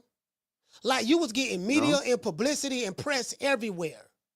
From mainstream, for some mainstream media reporters who are online to just big podcasts. Like literally, bro, you put this out there on the big. That's what makes it so big. That's what makes it because, bro, you turned out to be everybody knew you was lying, but now it's like we know for a fact you was lying. Cause you made all this stuff up. And then now you want to you do a half-hearted apology. Like I can't even say this is an apology. All is forgiven. What you mean by all is forgiven? Now let me ask you that question right there, Mark, before you go. He said that all is forgiven. I do not blame Shakur and stop bringing up Victor Conte SNAC. They had nothing to do with this. After saying that, after blaming Shakur and saying Victor Conte SNAC had everything to do with this, whatever this is, poisoning or whatever. What do you think about him saying all is forgiven? What does he mean? What does that mean, in your opinion? That's a motherfucking wishful thinking. Because, man, I mean, you see what happened when Floyd was talking shit about Pacquiao on the PED thing. Yeah. You know what I mean? Pacquiao didn't take that shit lightly, sued his ass, and from then on, not another word mentioned. So he better hope motherfuckers let this shit slide, because, man, this could ruin that dude financially. Forget the fighting shit. He could have this motherfucker. You was homeless when you was little. You're gonna be homeless again, fucking with this shit. Well, and they be well within their right. I mean, they haven't made any money like that. I mean, they're doing good. Don't get me wrong, they're doing good and stuff. Golden Boy's taking good care of them, But they haven't made like the big bucks yet. Like this fight was going to be their biggest fight. They was going to get like $1 million, $1.1 million or something like that. That was going to be their biggest fight. So, It's unfortunate for the kid, but the fact of the matter is, they brought this on. They lied all the way up to this point, bro. To the point to where even your son is in the video when you said, we're on our 4th rental car, and he said, no, it was 5. And then, so I got that. Then he said that, it got so bad that I went to the hospital for anxiety. And then kid said, yeah, man, I thought you was having a heart attack. Like, this is what he's saying in the background. And I'm like, bro, it's like they was running this play. And the simple fact that, matter of fact, I'm going to show it. Because the simple fact that this dude said all this stuff, and he said it with a straight face. He said it with a straight face, bro. Like, damn, you can lie like that with a straight face? And you just run the lies off like it ain't nothing. And I have proof. I have the police reports and everything. I would show it after the fight. We want to see that police report then. You don't have it. Shout out to Martin, man. Salute, fam. Old Town stand up. All right, coach. Yeah. I'm like, damn, bro, he said that shit like, you get what I'm saying? It's like, damn, this motherfucker here, like, is he serious? Damn, he look like he kind of serious, though. He look like he kind of serious. You get what I'm saying? Then, man, come on, fam. Nah. Carla, what's your name? You call it from? Jamie from New York. Jamie, talk to me. Hey, coach. Hey, man, somebody must have said something to Mama Hofield that scared the shit out of him. Yeah, he got threatened with a lawsuit. There you go. Great, good. I'm glad. And I know, and I saw Oscar at the press conference or something. That man did not look happy, bro. No, Oscar mad. Oscar real mad about it. Yeah, he mad like a motherfucker. Yeah. And you saw Hopkins, he had nothing to say, bro. He's like, talk to Oscar. He's the boss. So, whatever, man. Coach, I wonder if the boxing guys in the sport can suspend or ban this guy, or somehow discipline this dude, because that's way out of line, bro. I mean, I don't think that they should be banned or anything like that. I mean, people lie all the time. I think what Mama Hofield did, they kind of like banned themselves. Like right now, when they do, like, people gonna remember this. Regardless of what happens, people gonna remember this. So when they have their next fight, I'm pretty sure they're gonna have a bunch of in-house fights. Whatever leverage or power that he might have had in the past with going to boy, they're gonna be like, look, man, you ain't fighting. Matter of fact, we handling all the fights. So all this trying to make fights on X, because it's him, it's Mama Hofield that controls her son's, who is a grown man, account. I told you when I was over there in 2023, I said, man, that boy not even allowed to have a cell phone to be on social media. I remember. Yeah, and then he said it on the show, like, he controls all of that. That's what he does. So just imagine a 23-year-old son, 22 going on 23-year-old son, they're not allowed to be on the phone. They're not allowed. He just can't just train all the time. Do you, bro? Like, what parent would do their grown child like that? So that so that lets me know that, okay, maybe the kid, he speaks very articulate and stuff like that. But his mama got some kind of control over him like that. And people think, well, oh man, you trying to break up a father and son duo. No one's trying to break up a father and son. You can never fire a father from being a father to their son. You can never do that, regardless of what anyone says online. But it's like, look, dude, like, when it comes to your career, your job, you got some decisions to make. That's all. I'm gonna go ahead. Yep. No. And Kid Austin, he's a father himself, bro. Yeah, he's a father. Yeah, he got his own child. Yeah. But all these crazy accusations, man, was way too much. I hope, I'm thinking it's gonna hurt his career somehow, but what do I know? But Mama Hofield definitely needs help. And for Kid Austin, your father has to go, man. The man is a cancer, and I know you know it. And coach, I also hear that Bacoli is replacing Dubois. Yeah, that's gonna be that fight. Yeah, that's gonna be a good fight. If Bacoli replacing Dubois, Joseph Parker got his hands full. I mean, he had his hands full anyway with Dubois. But both fighters are gonna have their hands full. So that's a good fight, bro. Yep. That's a good fight. Yeah, good fight. That's a good fight. So I'll be honest with you. Yeah. Good call. I kind of feel bad for Parker in a way, but what the hell? But I really don't. No, I came out wrong, bro. I don't care because he's a fighter, bro. That's how he makes his living. But it seems to me like he's the one like in the heavyweight division fighting all the tough fights. You know what I mean? Who? Yeah, man. Who? And Bacoli, Parker. Yeah, Parker. Parker's fighting all the tough fights, man. To me, yeah. But and Bacoli, hey, he's a tough out, man. He wants all that the smoke. And I'm also happy for him, Bacoli, he finally landed a fight versus someone, with a big name in the heavyweight division. So, listen, let the best man win. And, coach, like always, respect from New York. Salute, fam. Yeah, that's gonna be a good fight, bro. Yeah, I can't even listen. I can't even front on that. Like this right here, Martin Bacoli, man. Okay, let's go to the news. Let's see what the news. That's the schedule. Ringside, right now we're looking at ring. Shiraz should beat Adames. That's what they're saying right here. Man, hold on. Y'all bear with me. I'll call her. What's your name? Where you calling from?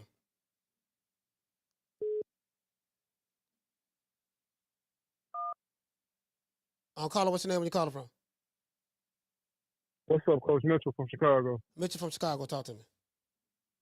Yeah, I'm pretty sure the Scofield, it took a lot of hard work to get in the position they was in. I think they was on a big stage, and they could have, networked with more people and, brought even more attention to themselves. So my question to you is, going forward, how do you think that they can rebound from this? And do you think, how would you do business with them if you was Turkey, moving forward past the situation, if you ever did?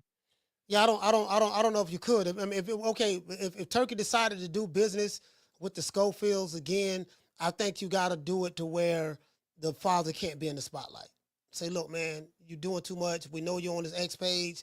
You put a black eye in the game. You got exposed to telling all these salacious lies on the world stage, on the Riyadh season card. So people are going to affiliate you with the Riyadh season card. Yeah, you with Turk Al-Sheikh. He told all them lies. Then they ended up missing then they end up canceling the fight, this and that. And it's kind of like it kind of make him look bad. So he's going to have to, because people who don't like Turk Al-Sheikh is going to hold this against him, saying, yeah, this his event over there in Saudi Arabia. People getting poisoned, this and that. And see, that's why don't nobody want to go over there. And you got people out there who gonna take in what Mama Hofield say and run with it. So I don't even know if you can deal with them again in the future. But it's gonna have to be it's gonna have to be some strict stipulations. How he would work that out, I don't know. But yeah, the mama, you got the mama got to fall back. We don't want to hear nothing from you from a public standpoint. And if it can't be that, then just stay over there, but go in the board and continue to fight in-house fights. Because we don't need you. I mean, your son is a prospect or a title contender. I mean, it ain't like Tank Davis or big name. And then the sport of boxing is bigger than one fighter anyways. And you're nowhere near on the high pecking order. So it's like, you get what I'm saying? Right now, I think they're going to be at the mercy of Oscar De La Hoya from this point forward, though.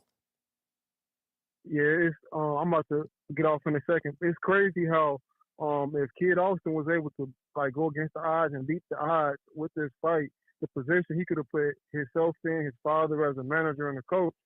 It's crazy how one little instant thing like this, just pushed him all the way back at the end of the line. So, I mean, to all the other fighters coming up, take advantage of all your opportunities because something like this may not come often. So, good show, man. Salute to you and keep up the good show. Yes, sir.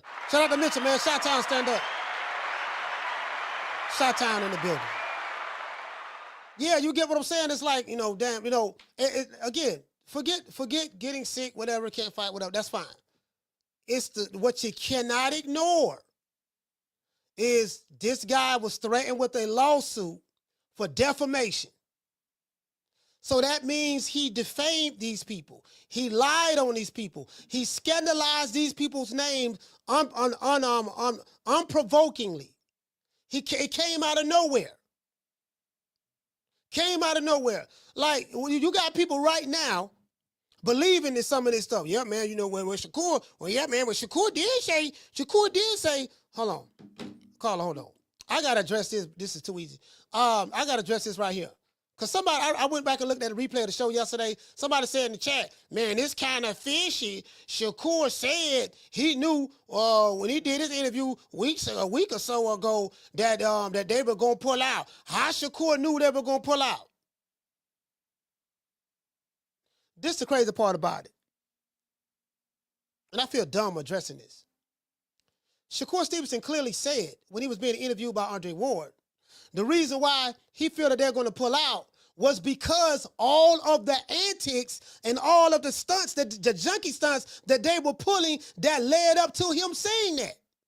It ain't like he just came out of nowhere. Yeah, man, I think they're going to pull out. Why did he say it? Because he was accused of stealing the passport. He was accused of ripping the page out of the passport. He was accused of putting drugs in the man's car. He was accused of calling SWAT on him. He was accused of doggone having them get pulled by the police. He was accused of having guns put on both of them and being handcuffed. He was accused of all of these things. So when Shakur heard all of that, he like, man, it sounds like they're trying to pull out the fight.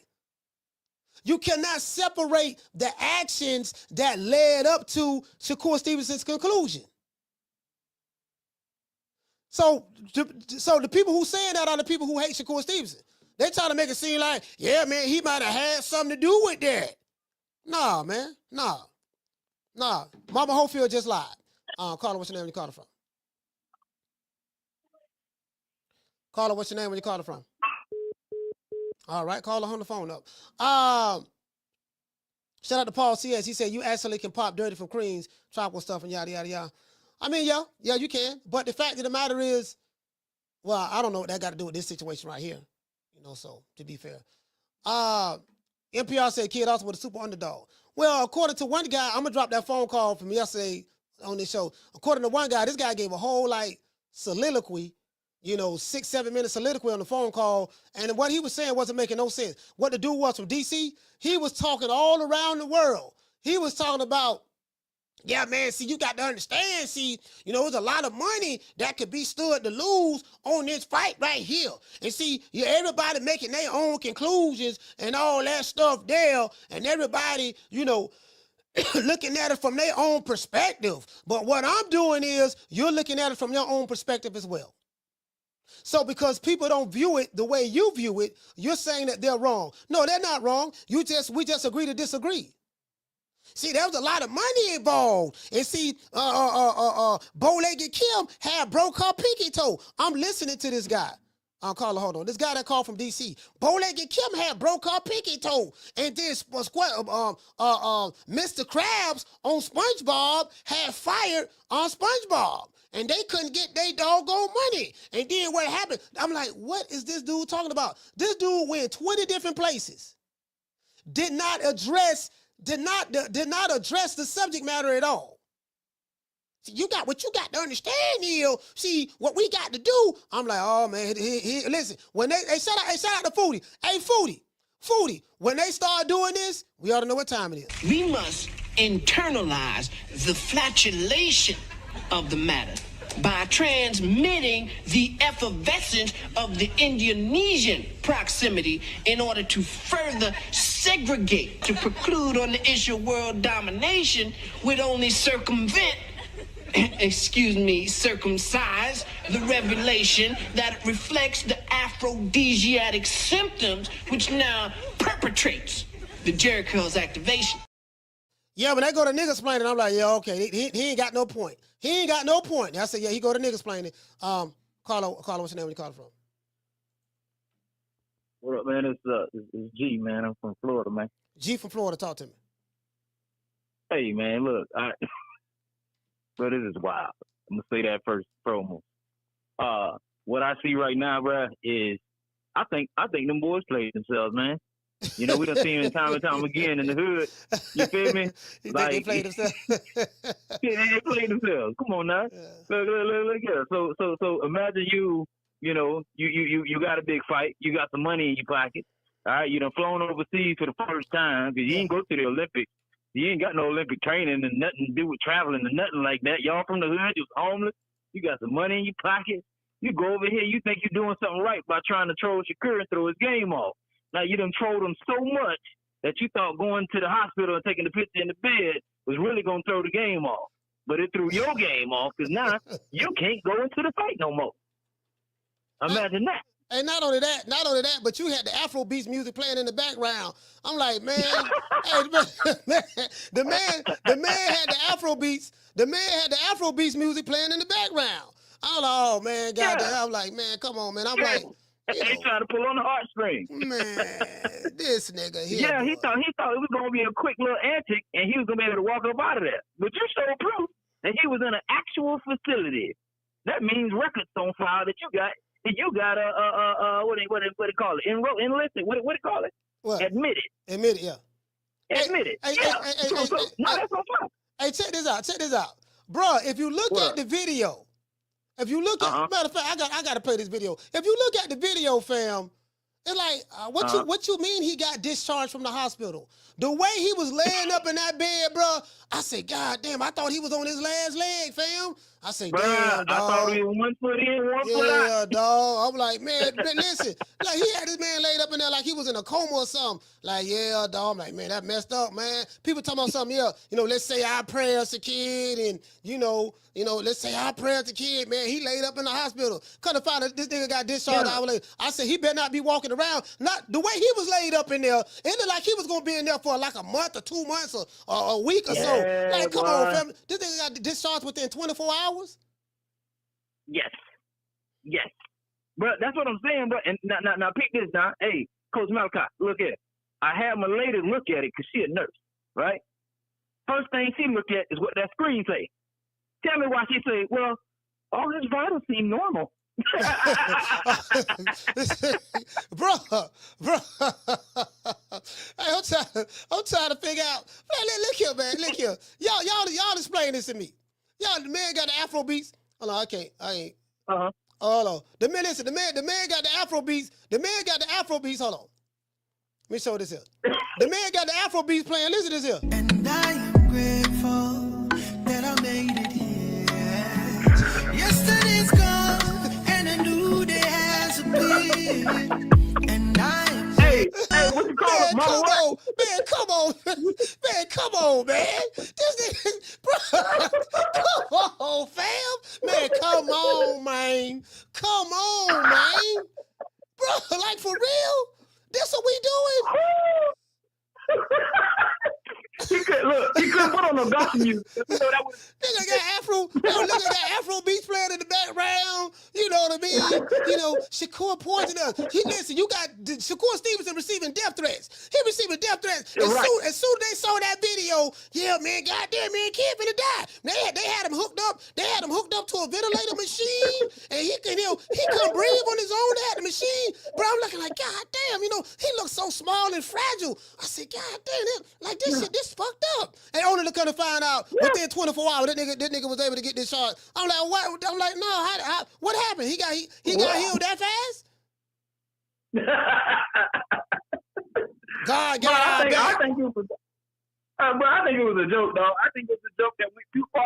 I think Mama Hofield really ain't know where to stop, and he got on that big stage. And now, mind you, all right, if Ryan Garcia, if Jake Paul would have done something like this, they probably wouldn't have done it unless it was the main event. But he ain't even the main event. He ain't even on the main card. This is the thing, right? I'm not doubting that he might have been sick or whatever. That's not the point. The point is all of the stuff that was said that led up to him being in the hospital. That's what people, not everybody, but some people seem to be missing. Bro, the context was, I'm in the hospital because Shakur Stevenson, masseuse, put some cream on me from SNAC that poisoned my son. Yes. We can't forget about that. And then when asked about it, what kid said? Oh, we just trolling him. We like to do that. We just trying to get into his head. I don't know what did the kid say that in the video? Kid said that in the video. And then when they asked him about the rental cars, the boarding pass, and all this, passport and all that. Oh yeah, we just trying to get into Shakur head. That's all it was. We just trying to troll him. So when does the trolling stop? I guess now it does. Yeah, it stopped. It stopped. It stopped. Bro, that's past trolling. Trolling is when you like making mockery of someone or whatever the case may be. That's past trolling. That wasn't even trolling, bro. That was just we just making up lies and excuses just in case we lose. You know what I mean? We know we got an excuse. Yeah, man, we lost, dog, because SWAT came to our apartment 2-3 o'clock in the morning, and they had my daddy outside in his drawers. It was cold. We got put in handcuffs. The po-po put pistols on us. Somebody planted drugs in our car. Somebody stole both of our passports and ripped the page out of my my passport and gave it back to me. Oh, let's see what has happened. Oh, you know, a masseuse mysteriously massaged me, and I got sick as soon, and I think it was Shakur Stevenson masseuse. You do know that Shakur Stevenson don't have a masseuse. He don't? Are you sure he ain't got no masseuse? Nah, it look like y'all just made that up. Yeah, no. It was Sniggity Snack Snack. It was Sniggity Snack. See, they put the Sniggity Snack on me, and I got shit from the Sniggity Snack. You do know. Y'all know who Victor Conte is, right? You get what I'm saying? And sending everybody on this wild goose chase, and I'm sitting there with my arms crossed like, this nigga full of shit. Yes, that's what I was thinking too. Because I'm like, bruh, you to throw them names out like that, the way you did, blame everything on Shakur. Shakur is a bad man, but not like that. Yeah, you listen. You're not like that. You know the crazy part about it? Hey, G, you don't even have to do this for Shakur. No. You ain't have to do all this for Shakur Stevenson. Yeah, you act like you were fighting Godzilla or King Kong or Megatron or Optimus Prime. You fight Shakur Stevenson. A guy who you sparred before. This wasn't even called for, fam. Yeah. That part, it wasn't even called for, bro. Like the way Scofield fight already as it is, he had an edge up on him. He was bigger, he was more aggressive, he had less to lose. Bruh, the ball was in his court. All right, shout out to G, man. Florida stand up. Salute, brother. Yeah, man. Everybody just wanna speed bump over that part. Oh, don't worry about it. Yeah, he live. Don't worry about it. Bam. You get what I'm saying? No, man. No, that nigga got to be held accountable, bro. It is what it is. Like, I ain't gonna lie. I was kind of looking forward to seeing that fight. I kind of like the way much shit this nigga talking. This nigga talking a whole lot of shit, dog. Like, you get what I'm saying? Like, this nigga talking a whole lot of shit, boy. I'm like, I don't know, boy. I don't know. Talking a whole lot of flim-flam. It went from that. He went to receiving so much flack from everybody. This what he do. Hey, Foodie, check this out. This what he do. The nigga, well, I'm already blocked, but the nigga made all his posts private. Only approved followers can see Kid Austin's posts. It wasn't like this 2 days ago. I don't want nobody saying I post no more. I'm like, why? You know what I'm just saying? I don't want nobody saying I post no more now. You get what I'm saying? Cause I'm trying to say, dog, see, they be hating on us. They some haters, man. They be hating, fam. I'm trying to tell you, dog, they be hating. Hating on what? Yeah, man, you see all the stuff they saying at the bottom? Yeah, but what role did you play in it? Man, we ain't play no role in it, man. This one get me right. This one you know you got a nigga dead to the right. When they go to playing that I'm a father role, yeah, I'm a parent and this and that. And I said, oh, this nigga looking for sympathy. I'm a parent and you know, this is what parents do. So, you finna pull out the parent card. Oh, you pulling out the parent card. You know, and you know, I'm concerned. I'm a concerned father. So, because he know ain't nobody going to come out and argue against that. Well, yeah, man, what's wrong with him being a concerned father? No, man, he trying to play like he the victim. This nigga is the perpetrator. He the wolf that came in the three little pigs' cabins, destroyed everything, and then now sent back. The police don't care and got the wolf in handcuffs in the back of the police car. Man, I ain't did nothing, man. Yeah, you caught me in the house with the 3 little pigs, but that don't mean I was gonna do something, man. Man, I was just sitting there, man, just checking on the 3 little pigs, making sure they was all right. I was being a good neighbor. Man, why y'all got nigga, you are, you know, the boy that cried wolf. And this man is 52 years old, fam. Hell, Bill Haney don't do that. I mean, I don't know no boxing dad that do that. Like, he took it to a whole nother level. Hey, shout out to Miss Black Panther. Hey, he took it to a whole nother level. And now his promoter mad at him. But they asked Bernard Hopkins about the situation. He say no comment. But Bernard Hopkins don't even want to comment on it. Victor Conte called him out and said that, yeah, he was going to get sued for defamation. Now he got his, now she got her account private. Why don't Mama Hofield Sr. Make her own account instead of running her son's account. Bro, you can't make this up.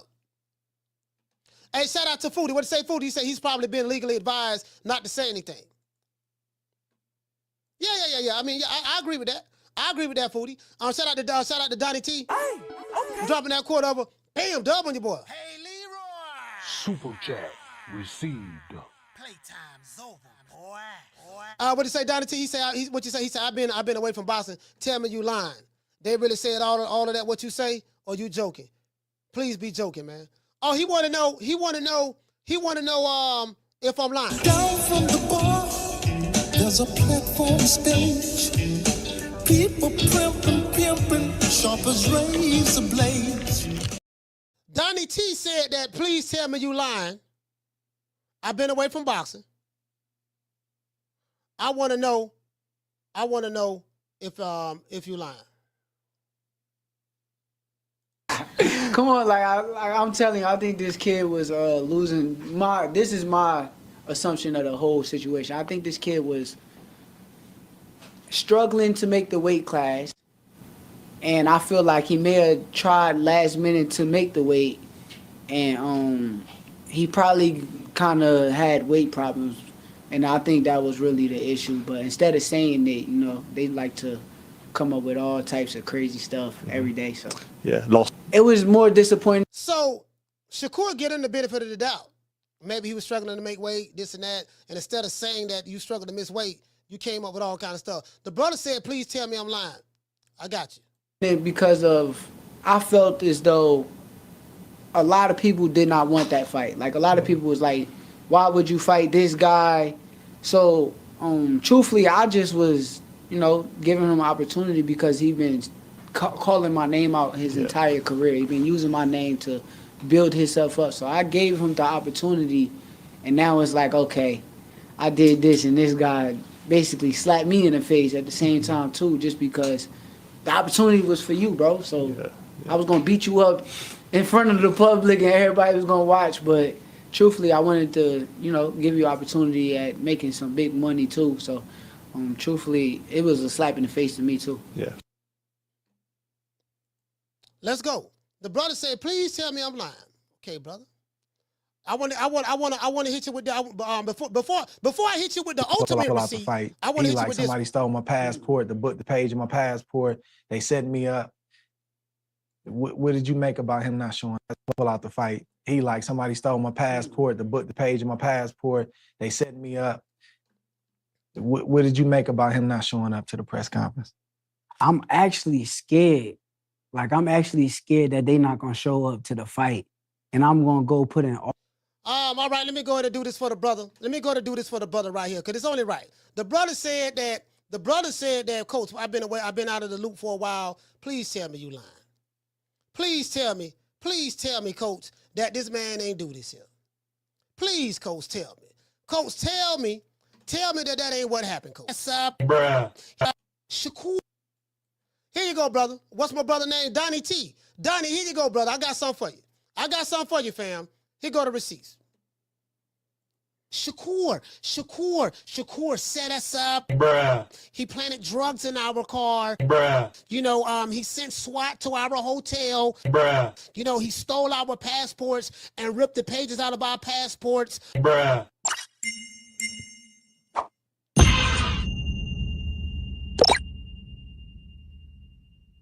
Hey guys, how you doing? Wait a minute. Oh, my hair is in my eyes. Wait a minute, my forehead, I'm going bald. I got the George Jefferson going in the front and my weave in the back, my man weave. Wait a minute, let me put my hair back. Anyways, hey guys, how you doing? My name's Mama Hofield. Bruh. And I just want to let our fans know that kid is doing fine. He's in the hospital right now. Bruh. In a hospital bed. I told you guys, I gave you guys chronological order. Bruh. And what happened? Shakur set us up. Bruh. He planted drugs in our car. Bruh. You know, he sent SWAT to our hotel. Bruh. You know, he stole our passports and ripped the pages out of our passports. Bruh. You know, he had somebody rub cream on, wait a minute, my hair's in my mouth. He had somebody rub cream on kid and he got sick. He's in a hospital right now. Bruh. Kid just had I think he had surgery, I'm not sure. You know, but right now I got the video camera showing. Bruh. You know, kid is in the bed right now. He's knocked out sleep. And I am grateful that I made it here. Time to expose them. You know, we're trying to make this movie. You know, so we didn't duck Shakur. We're not afraid. Bruh. The fight is Saturday, but Shakur was so afraid of us that he did all of these things. He even told the police that we had, we was kidnapping, you know, children, which is not true. We don't do stuff like that. Bruh. Mole was in the camp because Shakur and them hired the mole. Bruh. He stole our passports. He ripped Floyd's passport. Floyd went to the airport to come to London for the meet, and they wouldn't let him on because they said your signature page is ripped out of your book. Bruh. Also stabbed the tires. We went through 4 rental cars. Bruh. 3 Airbnbs. Now it was like 5. Bruh. I didn't believe this person was the mole. Bruh. You know, because he was supposed to be a friend. They also called the cops. Bruh. The SWAT team come 3 o'clock in the morning, say we harboring kids. They got an out-of-state call, and I got police records to show all of this. Kidnapping kids. Bruh. So 3 o'clock in the morning, they got guns to Floyd's head, and they search the house and they find out that this is somebody prank.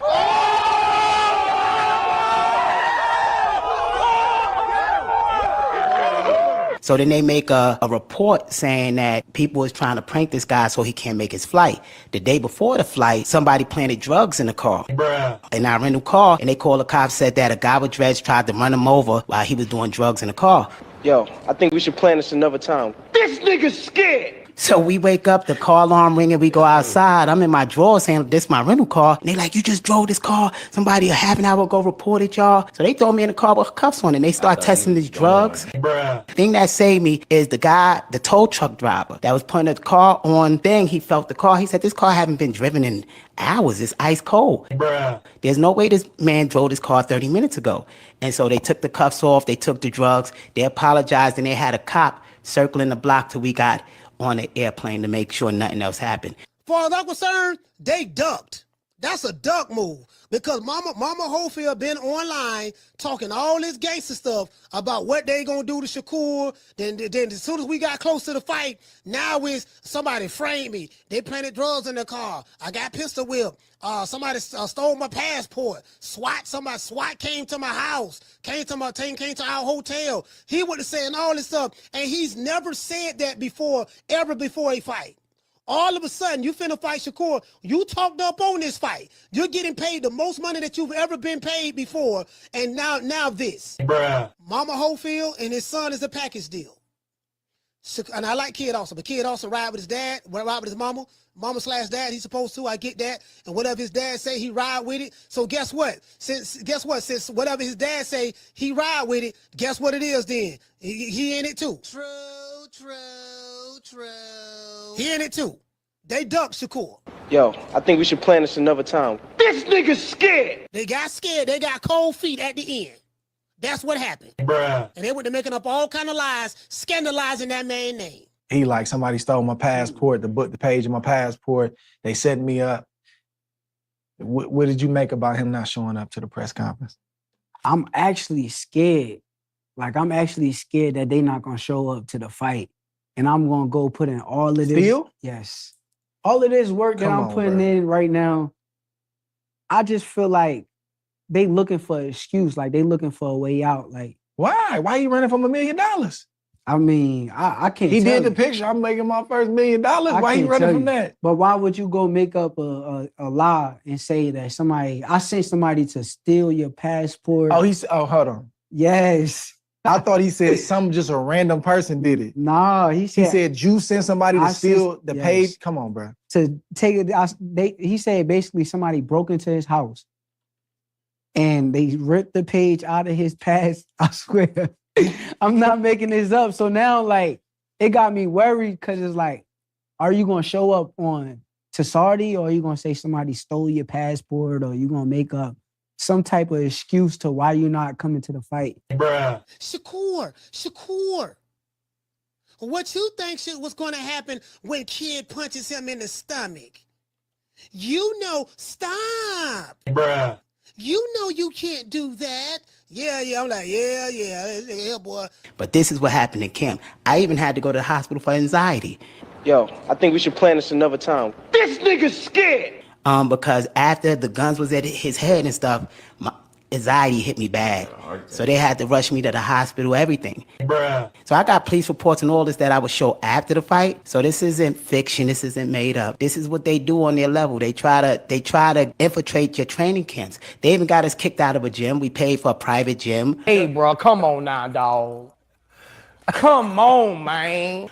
Found out the gym owner was friends with them, took our money and told us we could never come to his gym. Bruh. It was just like a lot to get through this camp. So we gonna make him pay when we get in that ring. You know, it's just too much. He was so afraid of us Bruh. that he did all of these antics. Yo, shout for season, man. Now, let's forget the fact that since we've been boxing, we've never had anything like this happen. Bruh. But all of a sudden, we cried up on this fight. We begged for this fight. We finally got it. And right when the reality came true that we was getting this fight and the fight was going to happen Saturday, Shakur, he pulled all of these stunts. I just feel like they looking for an excuse, like they looking for a way out. And I am grateful that I made it here. Bruh. I strategically am building the greatest boxer of all time. Hey, bro, come on now, dog. Come on, man. You know, so I don't care what anyone says. We know that Shakur is not the real one. He ducked us. He ducked us by putting the police on us, Bruh. putting SWAT on us, Bruh.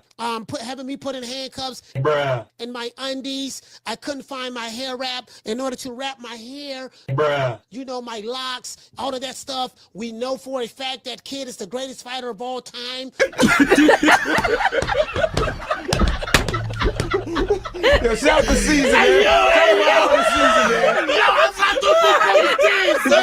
I told you that he would have beat Sugar Ray Robinson, Bruh. Floyd Mayweather, Bruh. Terrence Crawford, Bruh. Tank Davis, Shakur Stevenson. Bruh. I just feel like they looking for an excuse, like they looking for a way out. Devin Haney, all of those guys, we know this for a fact. He's so afraid of us that he ducked us, and now we're in the hospital. And I am grateful that I made it here. Man, look here, man. Now, there's a whole lot I can say about this here, but I'm gonna let it be known like this here.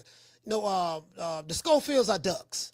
Mama Hofield, you's a liar. Bruh. Mole was in the camp because Shakur and them hired the mole. Bruh. He stole our passports. He ripped Floyd's passport. Floyd went to the airport to come to London for the meet, and they wouldn't let him on because they said, your signature page is ripped out of your book. Bruh. Also stabbed the tires. We went through 4 rental cars, Bruh. 3 Airbnbs. Nah, it was like 5. Bruh. I didn't believe this person was the mole.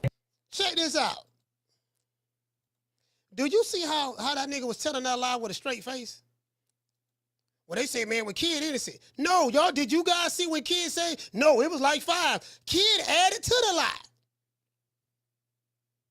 Man, Kid also, man, he innocent. No, he's not. He was lying with his daddy, sitting right next to him. You know, we went through like 4 rental cars. Kid say, no, it was 5. And I was like, are you sure? It could have been. I don't know. It might be Shem, Dad. Dad, holy man, it was 5. Oh, y'all think I'm lying? Y'all think I'm lying? Okay, cool. Y'all think I'm making it up, huh? Y'all think I'm making it up? Let's go back to it. Let's see. Greatest boxer of all time. Hey, bro, come on now, dog. Come on, man. You know, so I don't care what anyone says. We know that Shakur is not the real one. He ducked us. He ducked us by putting the police on us, Bruh. putting SWAT on us, Bruh. having me put in handcuffs, Bruh. in my undies. I couldn't find my hair wrap in order to wrap my hair. Bruh. You know, my locks. All the we know this one like this here. No, the Scofields are ducks. Mama Hofield, you's a liar. Bruh. Mole was in the camp because Shakur and them hired the mole. Bruh. He stole our passports. He ripped Floyd's passport. Floyd went to the airport to come to London for the meet, and they wouldn't let him on because they said, your signature page is ripped out of your book. Bruh. Also stabbed the tires. We went through 4 rental cars, Bruh. 3 Airbnbs. Nah, it was like 5. Y'all heard that? went through 4 rental cars, 3 Airbnbs. It's like 5. Oh, he's so innocent. Oh, he's so innocent. It's not him, it's not him, it's his poppy. No. It's both of them niggas. True. I just showed you the proof right there. Only to come to find out that this nigga lied. You dig? Let's get to the super chats.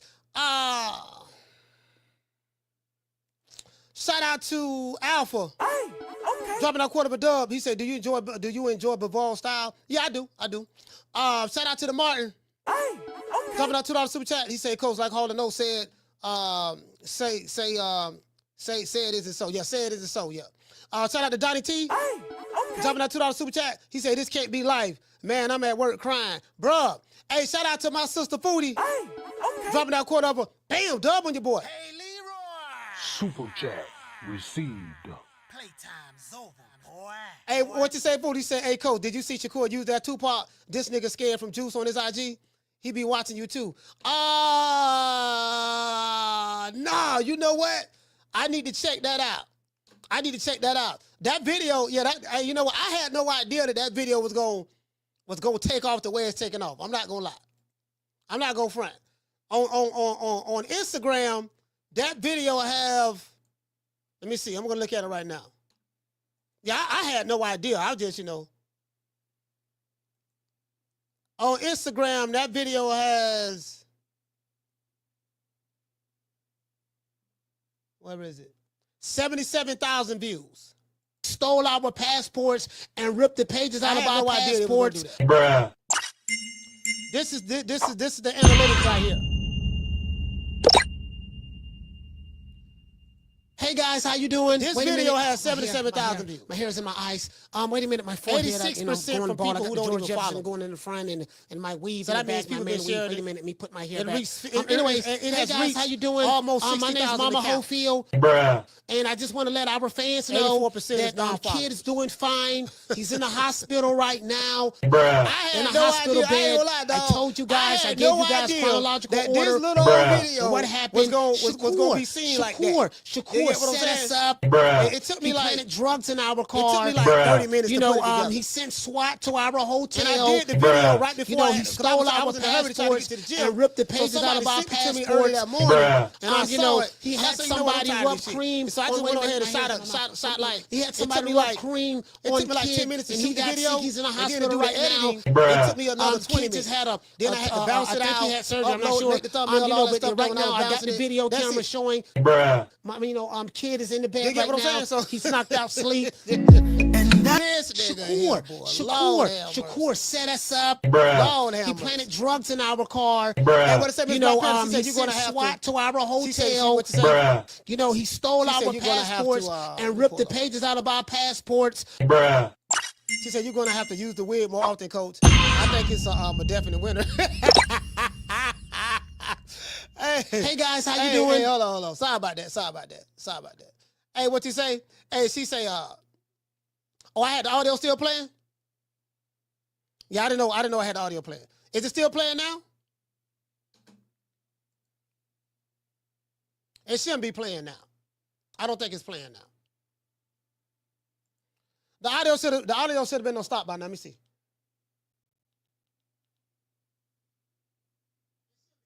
All right, yeah, I don't hear it. Yeah, it don't stop. I don't hear it. Yeah, you get what I'm saying? So yeah, you feel me? So, I mean, again, and you know the crazy part about it? Hey, check this out. Check this out. The wig, right? It's a bald cap. It's a bald cap, and then you put the weave on top of the bald cap, right? I didn't even realize that it had the wrinkled lines. Hey, Foodie. Hey, I didn't even realize that it had the wrinkled forehead lines in the cap. And then when I looked at Mama Hofield, hey, hold on. When I looked at Mama Hofield, she got the wrinkles in her forehead. I was like, damn, this shit. Damn, I look just like the mother. I look just like her. I was like, I think that was. That's this shit. Hey, you know what? I might wear that for Halloween. Who you wear today? I'm Mama Hofield. True. Hey, listen. I might be Mama Hofield for Halloween. Stop it. You get what I'm saying? Shout out to BR. Hey, okay. Dropping out $2. Bam, super chat on your boy. He said another shit show starred the Americans. Man, look here, man. Bruh, hey, this right here, man. Lord have mercy, boy. Listen, you cannot make this up. Shut that soft ass shit up. And the best man to win.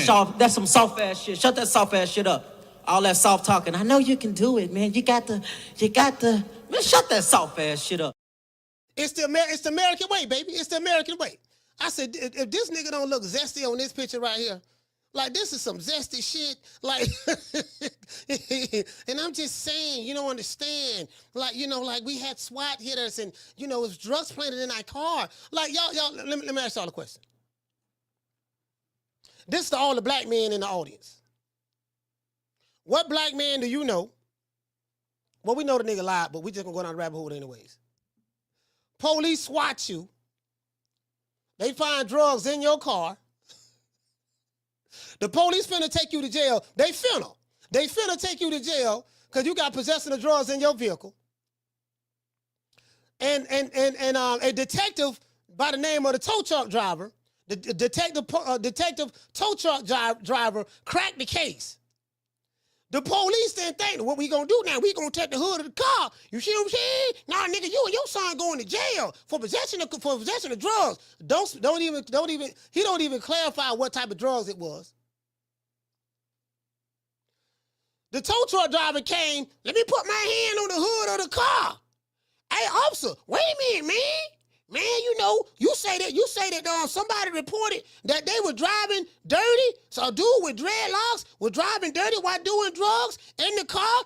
Somebody reported that. Well, you know what? That can't be true because this car is ice cold. This car ain't been driven in a while. Police said, let me see. Oh, shit, you know what, tow truck driver? You right, fam. Tow truck driver, you right. You know what we gonna do, black man? Carla, hold on. We found these drugs in your car, but we know what we gonna do? We gonna let you go. Cause the tow truck driver felt the hood of the car. Bro, when he said that, I said, this nigga lying. Literally. Carla, what's your name? You calling from? I'm Fight Forward Talk. I've been on your channel quite a few times in the live chat, Coach, and I appreciate you having me on. Yeah, I can just say, if we're talking about the Scofields, that they must have some serious guarantee that they're going to fight Tank Davis, because why on earth would they jeopardize this opportunity against Shakur Stevenson, whether they were going to win or not? How could you, let's say it was a health issue because of a weight cut, how could you let anything affect you in the biggest fight of your life? It's beyond crazy. And then it's just topped off with Dubois pulling out because he's ill against Parker. The craziness never ends, man. Yeah, but the thing is, Dubois pulling out because he's ill, and he very well may be ill. I have no reason to believe that Parker, what's my main name? Dubois pulled out because he's ill. Those are two different situations. According to what the I think the BBBOC, went ahead and say, look, you're not going to allow you to fight because he's saying that he's sick. So Kid Austin is saying that he's sick, telling them that, and they're like, well, damn, if you sick, dog, we can't have you fighting. Then he go to the hospital, stay there for some hours, get released within 24 hours. And the mama said that her son was poisoned by Shakur Stevenson because they rubbed some snack cream on him. So those are just two different situations. Now, yeah, of course, both of them are not fighting Saturday, but those are two different situations, bro. Two different situations. Yeah, they're completely different. And I believe Dubois is ill, because why would he pull out of a big fight like this? I mean, this is a chance for him to make a ton of money. And yeah, what got me about the Scofields is that when the dad was coming out with all these crazy accusations, I thought, well, there's got to be some truth to what he's saying, and he's got to have at least some evidence, which he said he did have, because why on earth would you be coming out with all these crazy accusations with no evidence? Well, but then it turns out that they don't have any because now the dad's apologized. It's like, how can you come out? How can you say, hey, I've got evidence that they tried to kill my son, and then backtrack? That is the wildest thing. Yeah, and it said right here, but right now he got his account. Now this is what was screenshotted prior to him making his account private. He said, in all due respect, we cannot blame Shakur or his team. After blaming Shakur and his team for why his son was in the hospital, I believe Shakur wanted to really fight Kid. The question is not Shakur wanting to fight Kid. He's there. The question was, did y'all really want to fight Shakur? Because Shakur is still there fighting Saturday. We wish Shakur and his team's success. After desecrating on his team, scandalizing their name, and telling lies on them, now you wish them success. I hope we can fight in the near future. Who in the hell gonna want to fight you in the near future? All things are forgiven. I mean, what do you mean by all things are forgiven? Exactly. The only one who should be asking for forgiveness is you. You're the one who came out with these accusations. And I mean, I just don't get it, man. Like why would the Scofield put anything chance? Like, let's say this was a health issue. Let's say that they got sick out of nowhere and maybe it was related to the weight cut. In the biggest fight of your life, which you asked for, like, the only reason the Scofields got this chance is because they pushed for the fight and Zepeda was occupied. When you, again, have the biggest fight of your life, you're not going to take any chances with the weight cut. So the idea that they mismanaged their weight cut is fishy to me. And then, to come out with the accusations but who and said then to that, say, but who said they mismanaged we've got evidence. But who said they mismanaged the weight cut? Well, some of the fans are saying that. Some of the fans are saying that they mismanaged the weight cut because that's why he got ill. How do they know? Well, that's why he had to go to hospital. How do they know? Well, I'm not saying that they did. I'm just like, why else would they go to hospital? They're saying it was a weight cut thing. Yeah. Maybe it was. I'm not saying. I get exactly what you're saying, but my thing is, we haven't heard nothing. We haven't heard anything official. Exactly. We haven't heard anything official from Golden Boy or the Scofields that, look, this is the reason why I went in the hospital. This is what happened. We haven't heard anything official. So now people are speculating. It must be the weight cut. Maybe his baby mama got shot in her pinky toe. Maybe his cousin broke his leg at the one leg up contest at the strip club. Maybe Shakur, sitting the masseuse over there. Maybe Inspector Gadget, had a fight with Dr. Claw. Everybody's speculating, but guess who we haven't heard anything from as to what really happened? We haven't heard anything from Golden Boy, and we haven't heard anything from the Scofields. Exactly, and I wonder, Coach, do you think that De La Hoya and Hopkins aren't saying anything because maybe they're embarrassed by this whole thing? Because some people are speculating that the Scofields they faked the entire going to hospital thing, and they faked the illness because they've got to call behind the scenes to fight Tank Davis next, and Who said that? Who said that? I've seen a lot of American channels say this that maybe they're getting. Okay, I hear you. You see, we're going to pull out of a fight where we're making $1 million to 4 days before we supposed to fight, because we got a phone call from Tank Davis' team that, don't fight Shakur the week of the fight. We going to fight, you get to fight us on the back end. And I'm like, okay, show me some receipts where that came up at. Like, people are literally just making shit up. Literally. I agree with you. It sounds ludicrous, but why would the Scofield? Why would they jeopardize this? Again, the only people who can answer that question are the Scofields. That's the answer. The only people who can answer that question is them. That's the answer. We haven't heard anything. Yeah. All right, well, listen. Yeah, exactly. Right now there's nothing, and it just looks more and more fishy. I mean, I don't know what I'm not saying that I believe the rumor that they may have the Tank Davis fight. But let me tell you something. I keep coming back. Where you from? You from New Zealand? Where you from? Yeah, I'm calling you from New Zealand, man. I'm glad. I tried to call in yesterday, but it didn't go through. So all right, you from New Zealand. Let me put you up on game. Yep. Don't believe nothing that comes from America when it comes to boxing.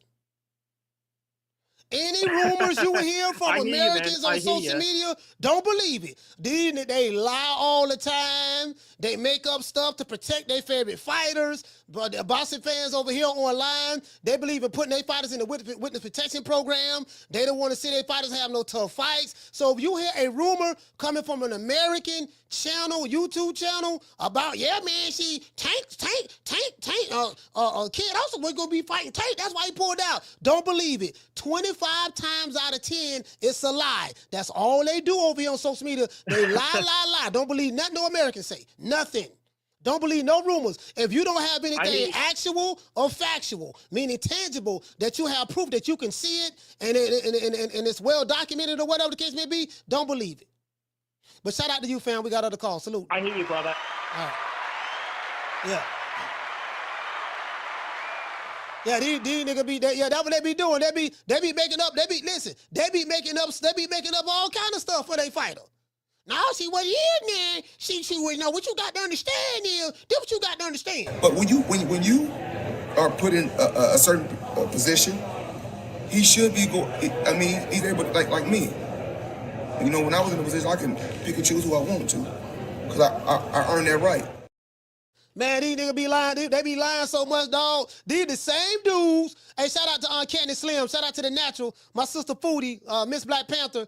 Shout out to Miss Connie. Dr. Paul Evans. These the same dudes that were talking about something, sign the contract. Yeah, man, Errol Spence had sent Terrence Crawford the contract, and he ain't signed it. Carla, hold on. Yeah, man, my 60-40, 70-30, 80-20, take whatever we give you. Listen, if you are a boxing consumer outside of the U.S., the most foolish thing that you can do online is to believe anything that's coming from American boxing YouTube channel or anything that the American boxing fans say online. If you listen to them fools, I'm trying to tell you, they're going to lead you down the rabbit hole. 25 times out of 10, they lying. They do clickbait over here in America. They don't show no receipts. And then the fans just make up all types of stuff in chats.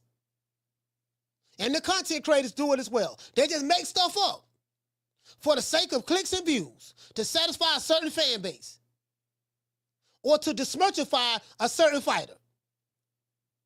Don't believe nothing. Don't believe no Ellie sucker nigga nutsack. Don't believe no she goes. And I'm going to just leave it at that. But there's some more I want to name, but I ain't going to say nothing. Y'all know who they is. Vagnons, you get what I'm saying? Like them, they'll take you down the rabbit hole and you'll get lost, bro. Carla, what's your name? Where you calling from?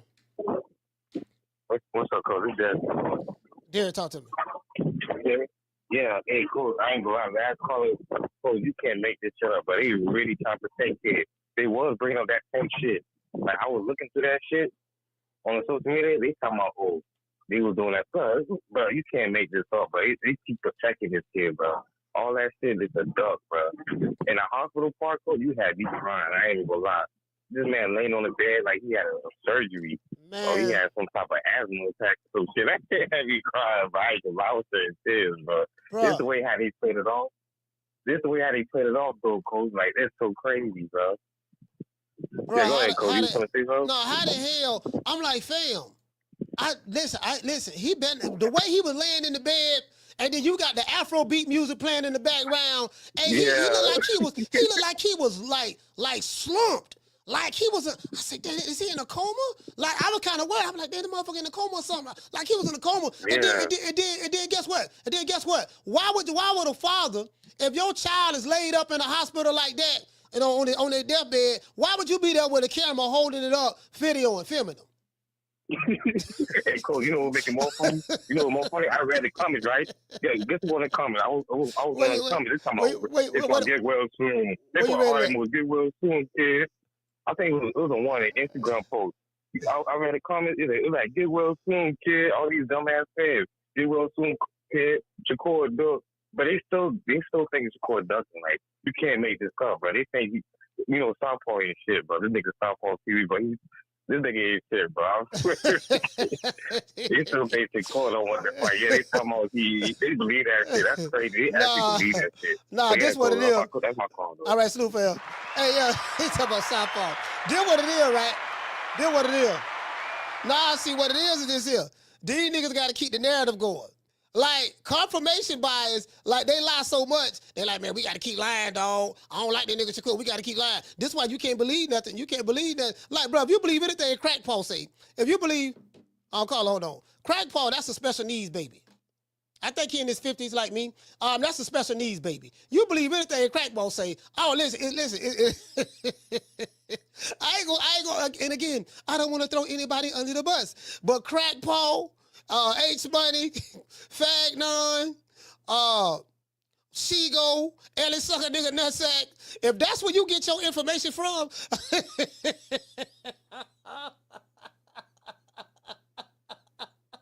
if that's where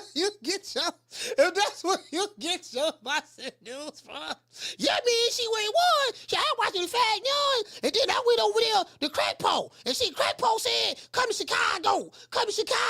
So I went to Chicago, but then he picked the phone up. He said he was at his mama house, and then what Crackpaw said was, Shakur ducked Kid Austin. How did he duck Kid Austin? Because what he did was, he poisoned him, shot him with a rabies gun, and Kid had rabies for 24 hours. 24 hours for real? Yeah, you having the receipts on that? Man, I don't need no receipts. Just take my word for it. And then he went to the hospital. He was almost on his deathbed.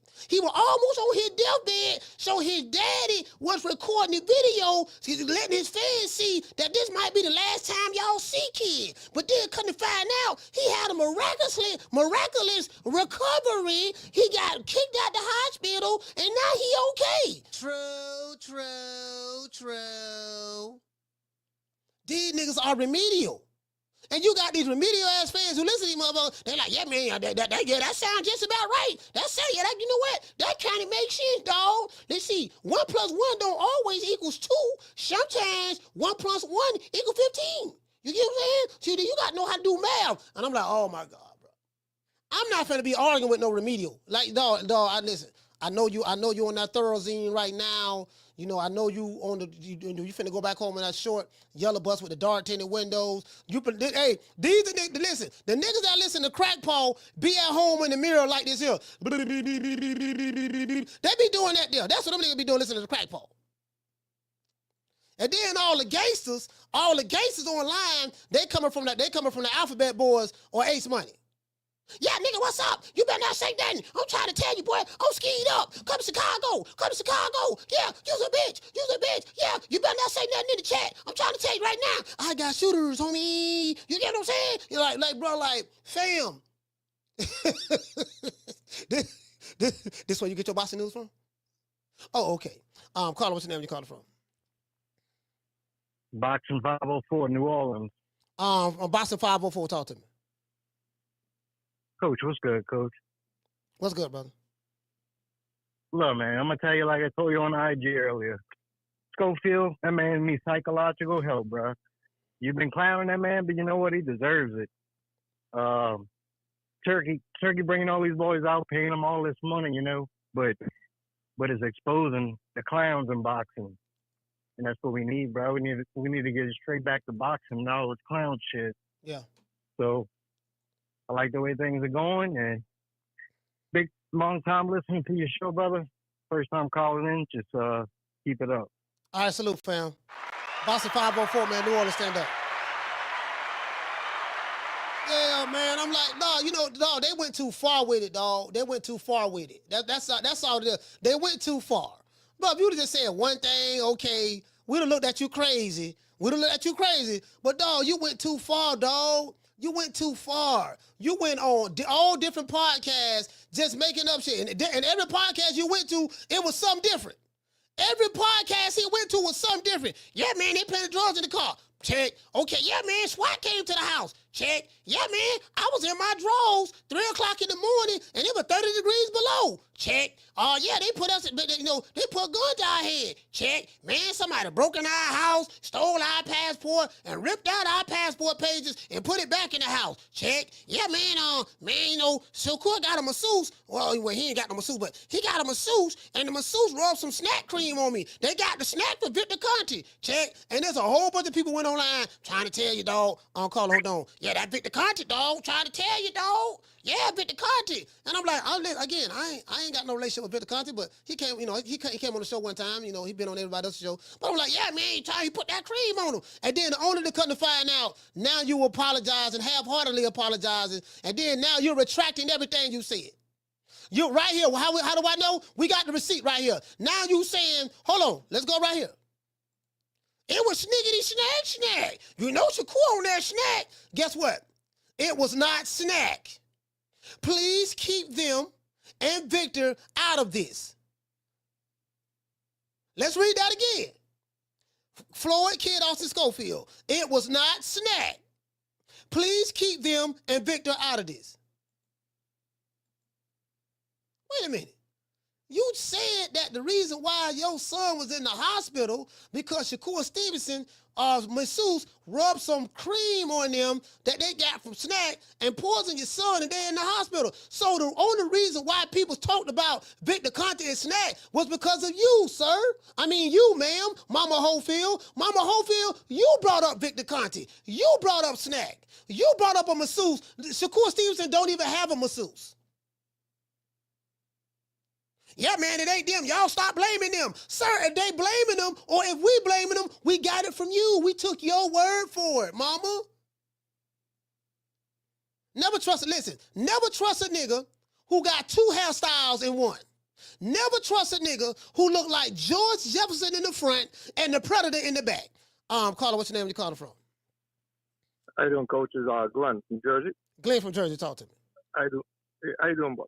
Listen, just analyzing, what happened, how kid just pulled out the fight. Yeah. I mean, I feel like this whole thing was like a hoax in a way that, I think, Shakur made a good point when he said, I think, he was trying to get this clout, just to fight him. But then again, you turn down, your biggest payday of your life and, you just throw that away. But at the same time, I understand that, it could have been the weight cut that he couldn't make.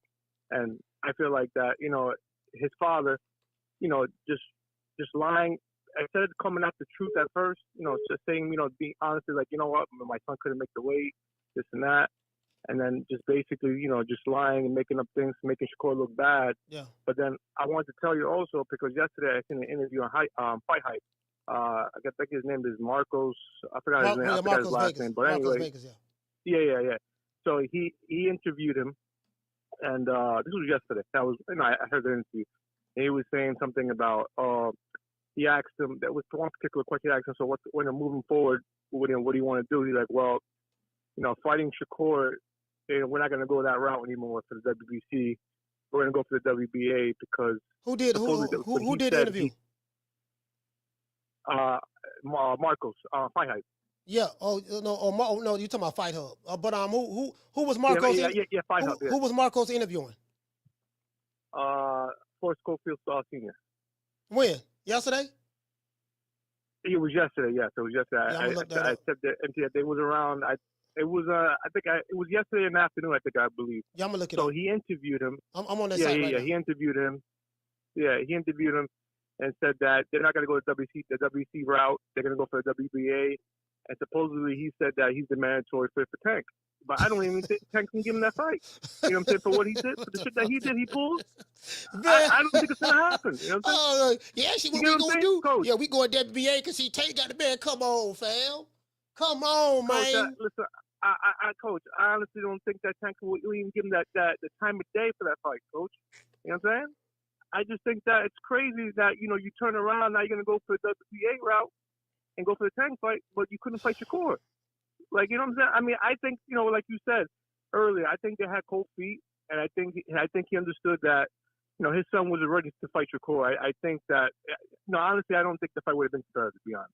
I think Shakur would have made him look average at best. Because the last 2 fights that Scofield had, he wasn't really good. He had 2 fights that didn't even look that well. And I don't think he's ready for that fight anyways. But De La Hoya nailed it, saying that the kid wasn't ready.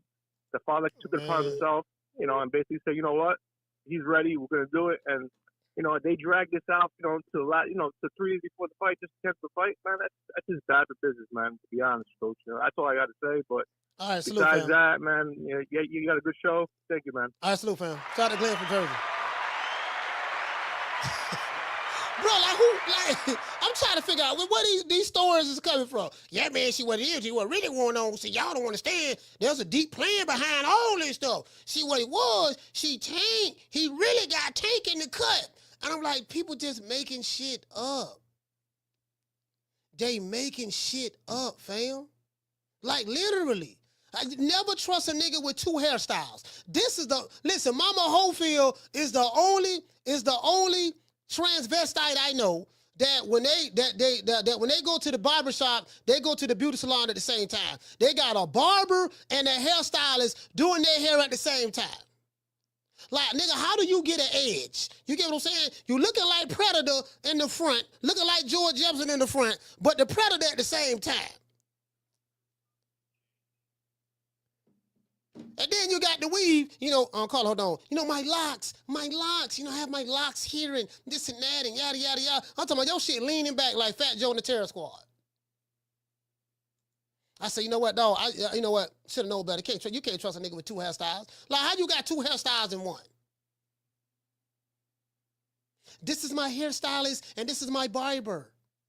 Your barber? Yeah. Why you need one? Yeah, see what it is I get my little fade on the side and, then, right here, I'm trying to save a little bit of hair right there, and then, right then I get my braids and stuff like that, my locks and, you know what I mean? And I'm just a Mama Hofield, why are you laughing at me, coach? Stop it. Why are you laughing at me? It's not funny. I'm trying to tell you, my son is the greatest fighter of all time. Everyone knows this. You know Shakur Duck does. Hey, that's how the whole ass nigga talk. You know Shakur Duck does. You know that. How do you think my son got in the hospital? I don't know, tell me. You're smart. You're a reporter. You're supposed to do your job. Sir, I'm not here to play these semantics, Mama Hofield. How did he get in the hospital? You know how. What do you think? You're a smart guy. What do you think? You're a reporter. Do your research. Okay, I'm gonna do my research. Well, you lied and said Shakur poisoned you. That was a lie. You said they had a masseuse. You don't have a masseuse. You lied and said you got swatted. That's a lie. You lied and said that Shakur cut your tires. You went through 4 rental cars, and your son interjected and said it was 5. You lied and said that they handcuffed you, and they accused you of kidnapping kids. You lied and said they found drugs in the car, only to have the police let you go, let a black man go who had drugs in his car, in his undies, 3 o'clock in the morning. And the reason why they let you go, because they believe a tow truck driver, you know what I mean, felt the hood and felt that your car was cold, so they let a black man go who had a car full of drugs. True.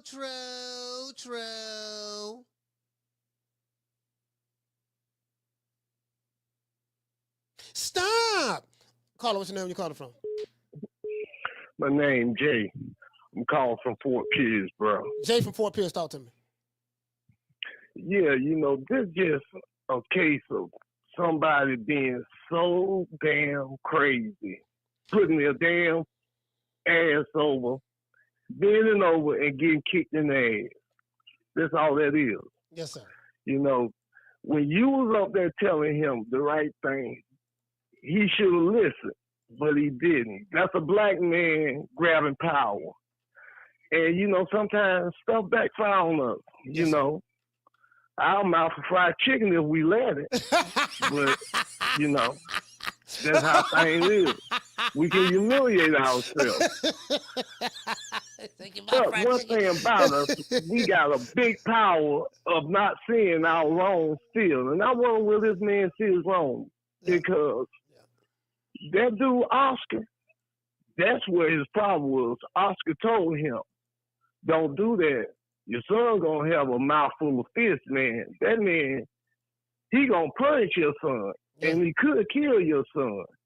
And he said, I told you. And that's a black person saying, I'm saying, man, I ain't got time for that. I'm gonna do what I want to do. And he did what he wanted to do. He didn't listen to the reports. He didn't listen to anything. And he talked himself into something Oscar told him, say, hey, I'm going to break my foot off of your ass if this fight go forward and that boy lose. Because I got bigger plans for that boy. Mm. And, you know, being a black man, he said, man, I don't want to hear that. I'm going to do what I want to do. But you told him he should have been a damn magician and said, hey, that man right. He should have listened to you.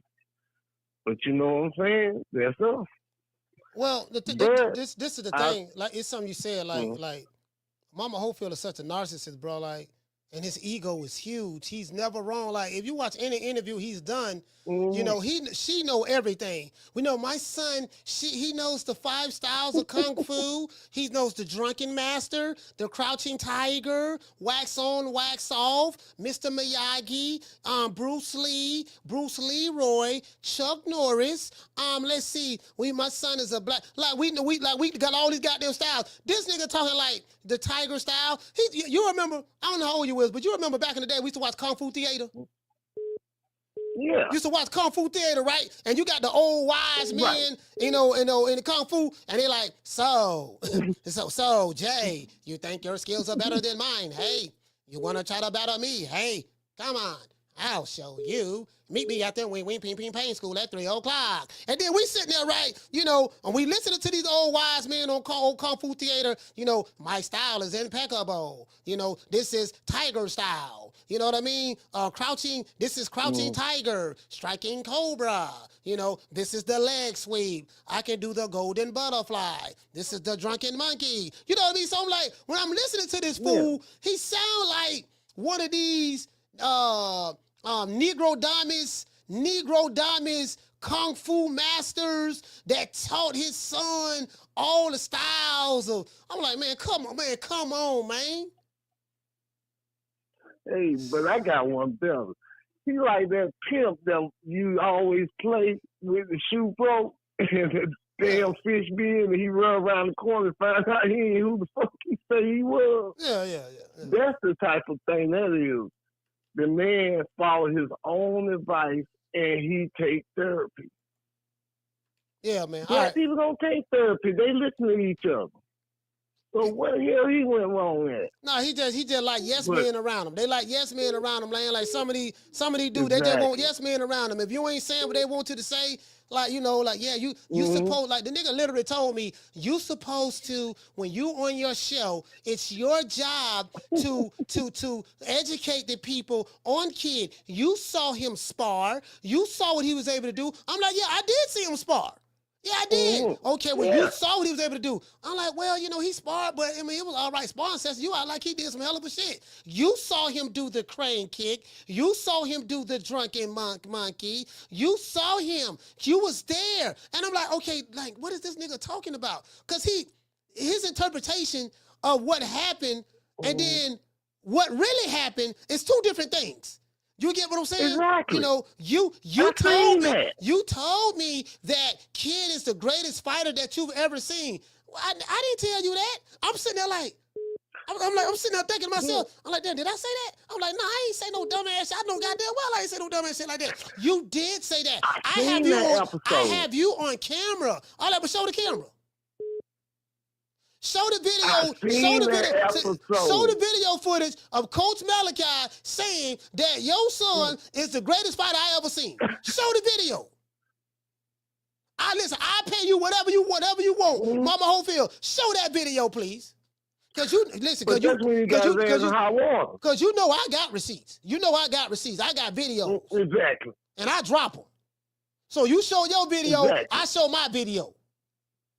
Anyways, but Jay, I got another call. Salute to you, fam. 4 pills, stand up. Yeah.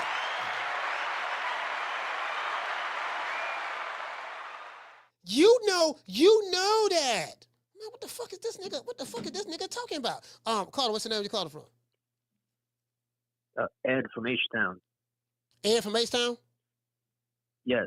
Ed, talk to me. Man, I tell you, man, how does one even recover from this, coach? Imagine the conversation that Oscar, Turkey, all in a round table talking to Mama Hofield about this. Imagine how awkward that conversation is going to be. This guy has tainted his son's image. How does one even come back from something like this? Man, bro, you know, it's Mama Hofield gonna come up. Like, bro, you can never, let me tell you something. This is something my mother taught me a long time ago, right? You can never correct a wrong if you don't realize that something is wrong. Like, okay, something is wrong right here.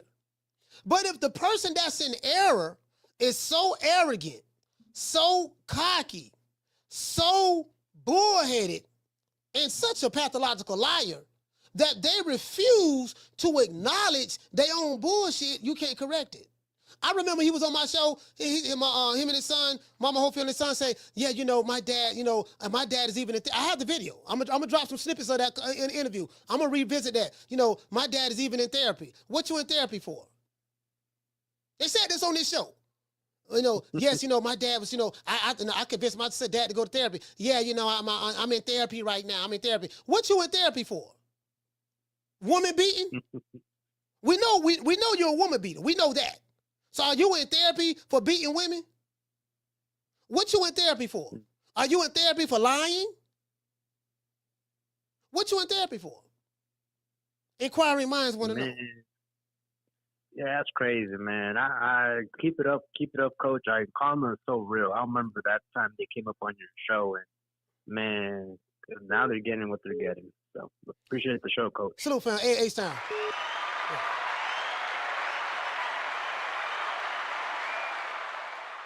Yeah, nigga, listen, nigga want to drop video. We can drop videos. Caller, what's your name? Where you calling from? What up, coach? It's Jerry. Jerry B. Moore, stand up, fam. Talk to me. You know, about the wreck some shit. Okay. I agree with a lot of what you're saying, right? Yes, sir. But at the same time, what's his name? Kid Scofield. He what I think is he's a fighter that doesn't have an advisor. He doesn't have someone advising him on how to move in a PR sense. So he's kind of doing it on his own. I think he couldn't make the weight, and instead of letting the story be that he couldn't make the weight, he's using every ounce of clout due to the magnitude of the event and Shakur Stevenson's name to a lesser degree, to get people to click and get people to lick. And the hard reality is he may be right by doing that, because if it's just he missed the weight, that's going to get a little bit of headline and people are going to talk. But him creating controversy, that's where we're at as a society. It's not what's true. It's not what actually happened. It's how many people will click on and pay attention to the headline. And Ryan Garcia is a perfect example of that. And Scofield, while I feel like, you know, I agree with you, you know, there's a lot of fugazi there, but that he's playing the media, he's trolling, and he's doing the things that in today's society, where a man can be a woman just because he says he is, this type of stuff is more marketable than the standard, I missed weight, I can't make a fight. You feel me on that, coach? Yeah, I mean, yeah, but this is the thing, though, Jerry. How does it? Oh, hold on. Let me answer this. Let me answer this question because I don't want to forget. You said that you think that he's not getting, you know, like the proper. He doesn't have a. What you said, Jerry? Scofield doesn't have a. Like PR management, PR person. You know how to market himself. This is the problem. This is the problem.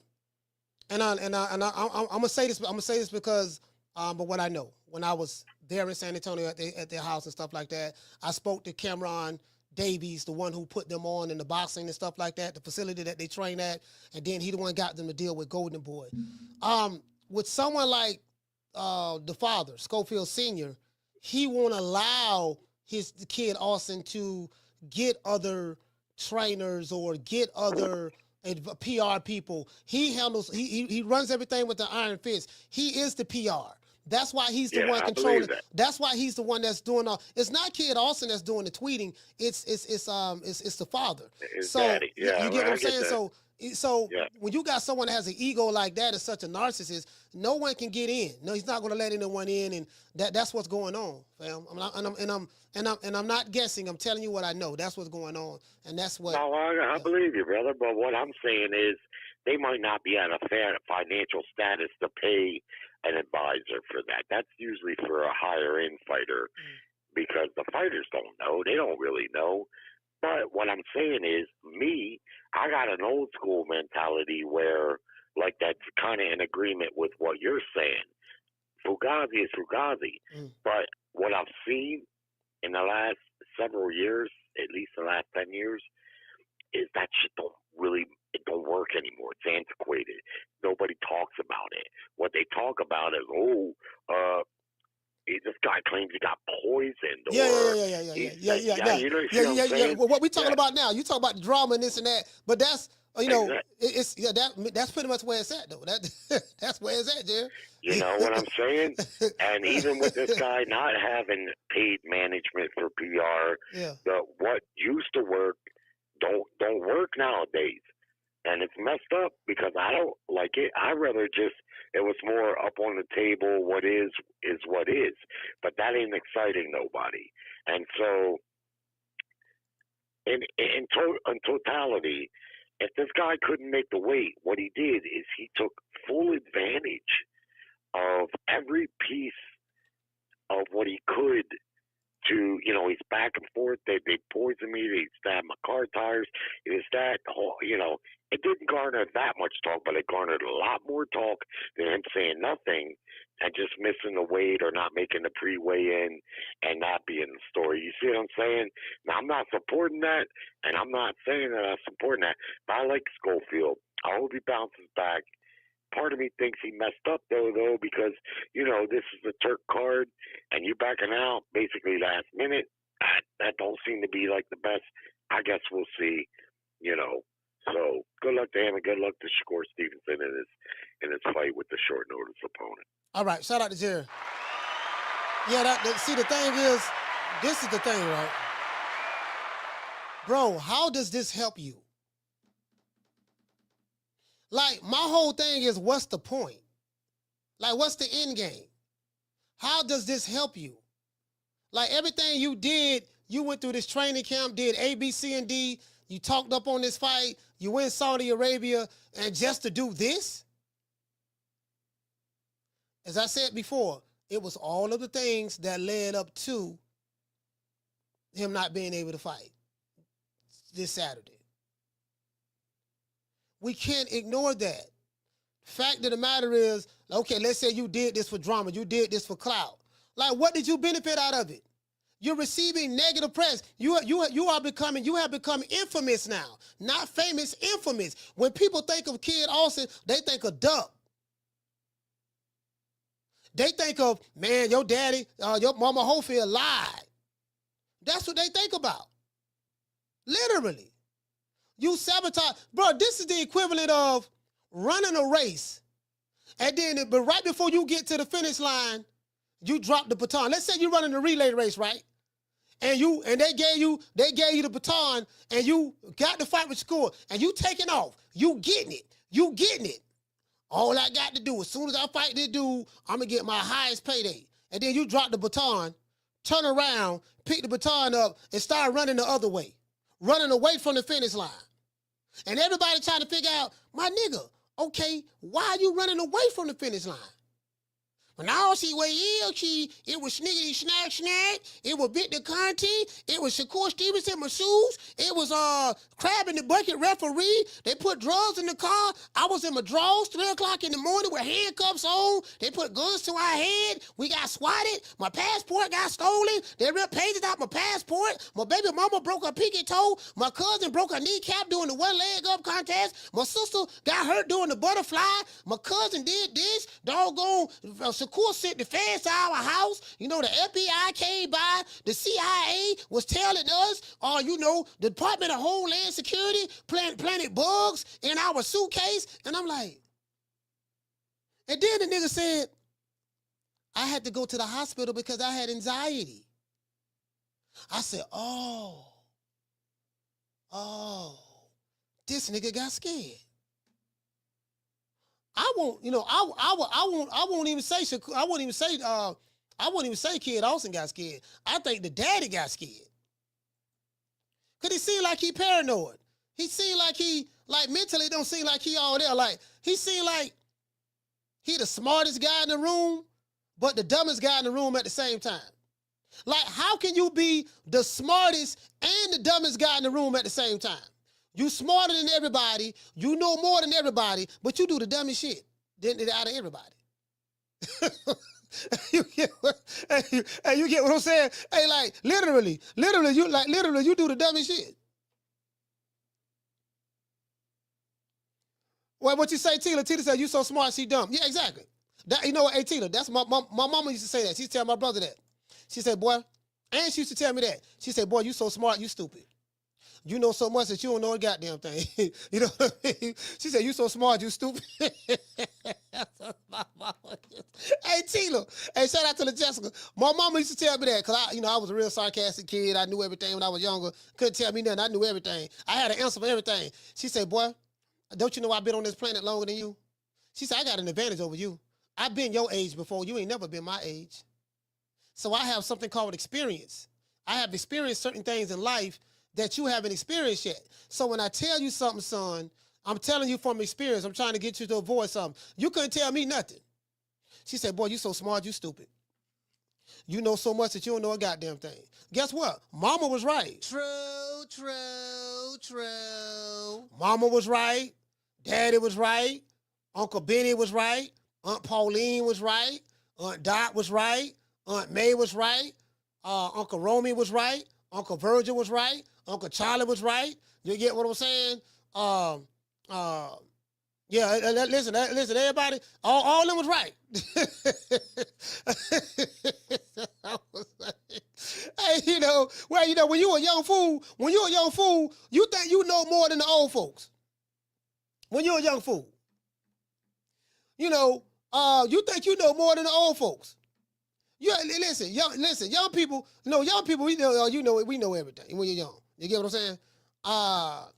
Shout out to my sister Foodie. Hey, okay. I read that already. You said something about Shakur used the Tupac. Oh yeah. You know what? Foodie, can you send that if you have it? Can you send that to me? I think I saw it. I'm not sure. I think I saw it, but I'm not sure. But thank you for letting me know that. Shout out to BR. He said another shit show starring the Americans. Yeah, pretty much. Shout out to Virtuoso. Hey, okay. Dropping out quarter of a dub. He said Mama Scofield, Mama Hofield. Next excuse is going to be that his son went into his purse and mistakenly popped a Midol thinking it was a Tic Tac, and that's how he got sick. Bruh, like, you know what? You might be right. Shout out to Tula Vista Vibes. Hey, okay. Dropping that half for bam, dub on your boy. Hey, Leroy. Super chat received. Playtime's over, boy. What it say, family? Say you play stupid games, you receive stupid prizes. They just diluted the brand and reputation. Thanks, Coach. I mean, I appreciate you. Down from the bar, there's a platform stage. People pimping, sharp as razor blades. Shout out to Mr. Nice. Hey, okay. Dropping out quarter of a dub. What to say, Mr. Nice? He say facts. And when our children acting up, they say you getting it up. They say you getting it all back. I be like, Mom, chill. No, you know what the thing is this here. What kids are going to learn as you get older, there's something called consequences. Consequences and repercussions, right?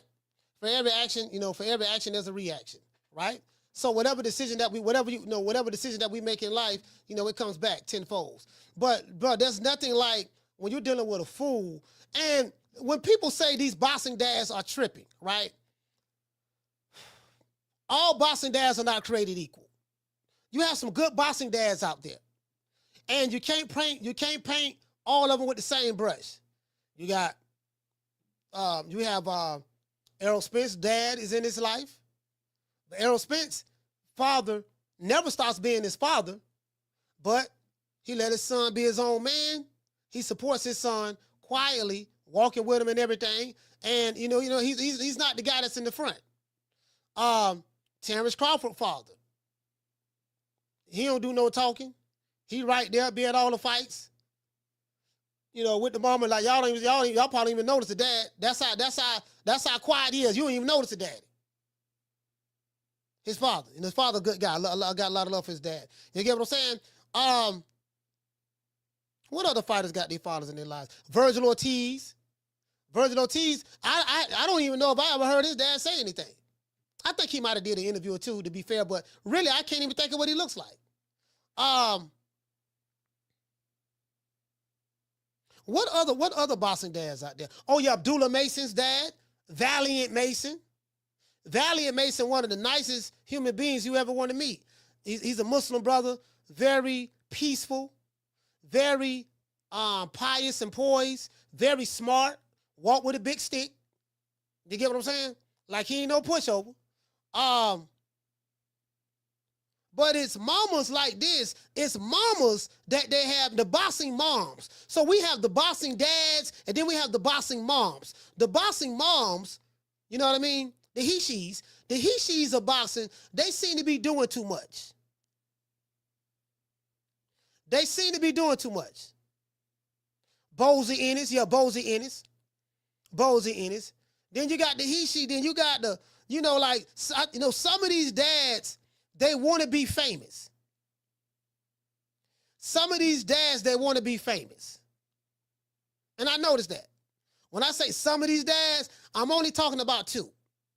It's two that want that, it's like they the rapper. They want to be all in the videos, singing, dancing, diddy bopping. You get what I'm saying? Like, bro, okay, I was listening to Christine last night, right?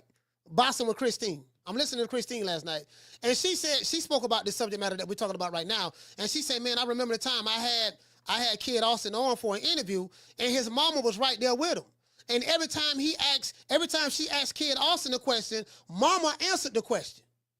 Hey, so Kid, who is it that you want to fight next? Let me answer that. Well, what we want to do next is, we want to fight Shakur, but Shakur is ducking. We told him to send the contract. This nigga go to rolling his neck like a hoe, flipping his hair back. Wait a minute.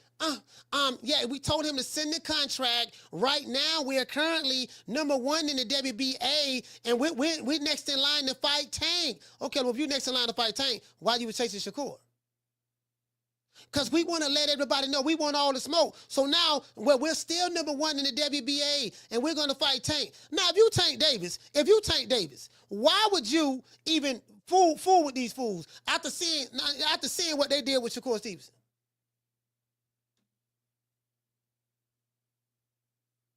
Like, okay, like niggas just go to making shit up.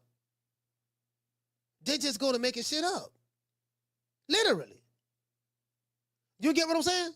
Like, bro, like, you feel me? So, it's like, yeah, man, now he had something set up in the cut. How do you know, sir? Well, what you mean, how do I know? This is the only logical explanation. The only people who know what the explanation is Golden Boy and the Hofields. When they asked Bernard Hopkins, hold on, let me show y'all how messed up this is. What B-Hop at? Let me show y'all how messed up this is. What B-Hop? Let me show y'all B-Hop. What Bernard Hopkins at? They asked Bernard Hopkins, they say B-Hop. Yeah. What happened? What happened with Kid Scofield? And he said no comment. This nigga said no comment. Oh, let's put it up. Hey, that nigga say no comment. Situation with Scofield. No comment. No comment? You got to talk to Oscar about that.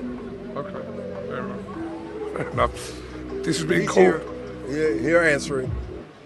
Bernard, we spoke to Eddie Hearn recently in the last hour.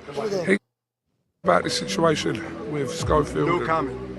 No comment? You got to talk to Oscar about that. Okay, fair enough. This has been called. Here answering. Bernard, we spoke to Eddie Hearn. I nigga say no comment. He said, hey, Jamie. He said no comment. He did no comment. Hey, man, ain't got nothing to do with that, dog. Dog, I'm trying to tell you, dog. I ain't got nothing to do with that, fam. You gotta talk to Oscar about that, bro. Man, I don't know what's going on. You think? Listen, hey, shout out, hey, Tila. You think, doggone? You saw the look on his face. You think Bernard Hopkins don't know what's going on? Hey, Tila. Yeah. Well, what happened? What happened with Mama Hofield and Kid Austin? Oh, no comment. I don't know nothing. You don't know nothing. No, I don't know nothing, dog. I'm trying to tell you, dog. Like, you know, but ain't you one of the part owners of Aren't you one of the part owners? Part owners of PBC of Golden Boy? Yeah, dog. I ain't got no comment. Dog. You got to talk to Oscar about that, dog. Just talk to Oscar about that. Bernard Hopkins, listen, it's something when Bernard Hopkins is at a loss of words. Bernard Hopkins is never at a loss of words. That's the talkingest mofo I've probably damn near ever seen. Bernard Hopkins go to philosophizing. Yeah, see, what it is what you got to understand is this. When you step inside a square circle, it's life or death. And when I was a fighter, I looked at every square inch of the ring, from how tight the ropes were to how strong the turnbuckles were. When I walked on the mat, I wanted to know, was it soft, no diddy, or hard? Because if it's soft, then that means it'll slow me down or slow the other fighter down when I'm moving in the ring, inside of the ring. And who does that? And who is that advantageous to? You see what I'm saying? When I fought Oscar De La Hoya was the golden boy. Even though we're friends and partners now, but when I hit him with the body shot, I had no idea that, I knew when I landed the body shot that would be the one. Carla, hold on. Bro, like Bernard Hopkins always has something to say to a question. This one, he said no comment. No comment. Carla, what's the name where you calling from? You the last call. Hey, Coach, it's Jerry from St. Pete. Jerry from St. Pete, talk to me. Hey, it's a shame. I see a lot of people saying, I don't know, they're blaming Shakur somehow for, for what happened. And they're saying, he's not, they shouldn't be scared because he's pillow fisted. But I mean, I know you watch a lot of old fights. Coach Charlie Burley, I'm sure you heard of him. He was pillow fisted, and nobody wanted to fight him. But a little off topic, Coach. This fight coming up this weekend. What's his name? Israel and Ortiz. This for all the listeners. I think it's a great time to put your money on a fight because they got people got it as even, but I got Israel, stopping Ortiz. But that's all I got for you, Coach. Absolute, fam. Hey, you know what? All jokes aside, bro. All jokes aside, I'm looking at this fight card, bro. That Israel Madrimov and Virgil Ortiz fight, man, I'm gonna be honest with you, fam. I like Virgil Ortiz. I do. I like Virgil Ortiz a lot. But man, I might be leaning towards doggone Madrimov on this one here, fam. Bro, like this matchup right here, Israel Madrimov versus Virgil Ortiz, man, I wouldn't be surprised, bro. I wouldn't be surprised. Like this ain't no, this, bro. Let me tell you something. That's gonna be Virgil Ortiz's hardest fight, just on paper. Me looking at it, I'm like, man, that dude got a lot of experience, international experience. Yeah, he ain't got a bunch of pro fights, Madrimov, but he got a lot of amateur fights. That motherfucker, he can fight. He can bang, or he can box. You get what I'm saying? He got a good mid-range game as well. He has a good mid-range game. A really, really good mid-range game. There's some good fights on this card. I'm hearing Martin Bacoli has replaced Daniel Dubois. I'm not mad at that. If Martin Bacoli replaced Daniel Dubois and he's fighting Joseph Parker, how can you be mad at that? I'm not even mad at that. Right? I'm not even mad at that fight right there. If Daniel Dubois is fighting, if Joseph Parker is fighting Martin Piccoli, that's the replacement. I'm not even mad at that. I'm not even mad at that at all. Not that fight right there. I'm going for the old man again. I went for Beterbiev the last time, so I'm going to go for Beterbiev again. Although I would not be surprised if Bivol wins. Because this is a 50-50 fight. Dimitri Bivol and Beterbiev, this is a 50-50 fight. I mean, the first fight was the first fight was close, this and that, yada, yada. This fight can go either way. So this is a toss-up. But I'm riding with Beterbiev. Shakur should beat Padley. Should beat him. Adames versus Shiraz. We're going to do a live show on all of these fights tomorrow. The main event in particular, but all of these fights. Zayli Zane versus Caballero. I ain't mad at this fight right here, dog. I am not mad at this fight. Big Bang Zane and Ajit Caballero. I'm not mad at this fight. I'm not. I'm not mad at this fight at all, bro. At all. Botsy versus Smith. Hold on, we got one more call. We got one more call. Hold on, I'm trying to. Hold on. Hold on, caller. You the last call. And what's up, Coach Cherry? 2 times. All right, Jared, talk to me. Daniel Dubois is off the card. What happened? Yeah, he got sick. Man. Damn. But Martin Piccoli is taking his place. Okay, well, that's a good replacement. Yeah, that's a damn good replacement. But damn, I was just about to say, this card, stacked card, you know me. I'm up and down on Turk, right? But man, you cannot complain about this card, man. For $25, I think it is. Lots of good matchups, man, from top to bottom. You know, right? The main event and the Ortiz fight is enough to make for a good card. Yeah. Much less the other matchups. And initially it was going to be Stevens against Scofield. That's a good fight. And then Dubois against Parker. That's a real good fight. What's his name? Kobe. He's the one that beat Anderson a little while. Yeah, Martin back, Piccoli. right? Yeah, he beat Jared Anderson. Yeah, knocked him out. Stopped him. Yeah. That's a good fight. But yeah, man. Dang, I didn't know. Daniel Dubois. That just broke today. Yeah, happened today. Man, I was picking Dubois to win that fight. Piccoli, I don't know. I don't know who I would pick there, but I think I was picking Daniel. Daniel's on a real streak, and I'm in the crowd of people that believe that body shot he hit Usyk with was a fair, clean shot right to the pit of the stomach. Did it land on his belt? Yeah, but his belt was high. If you look where the punch landed, that punch landed right in the pit of his stomach. Now, these things happen quick, and refs are human, and they can miss it. And that's what I think happened. The ref just missed that, man. That was a legal body shot. Now, the very next round, Dubois took a insignificant punch to the eye, and it looked like he quit. And I was like, damn, bro, I know you're not winning, but you don't need to quit like that. But I heard from his promoter, what's his name, Frank Warren, Daniel Dubois had a broken eye socket in that fight. That's why that insignificant punch caused him to retire. Because a broken eye socket in boxing, 90% of the time means the fight is over.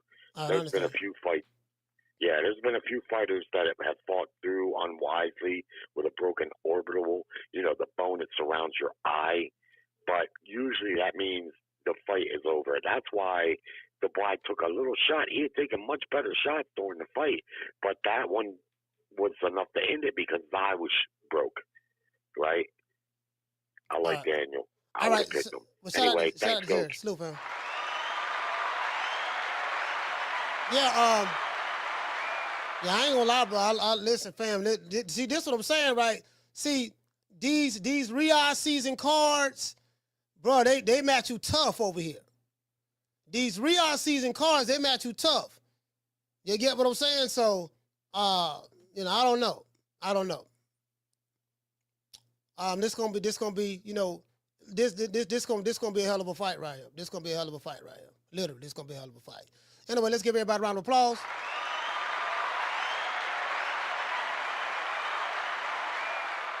Let's give a shout out to all of the super chatters. Shout out to Mr. Nice. Hey, okay. Shout out to La Vista. Hey, okay. Shout out to Virtuoso. Hey, okay. Shout out to BR. Hey, okay. Shout out to my sister Foodie. Hey, okay. Shout out to Donnie T. Hey, okay.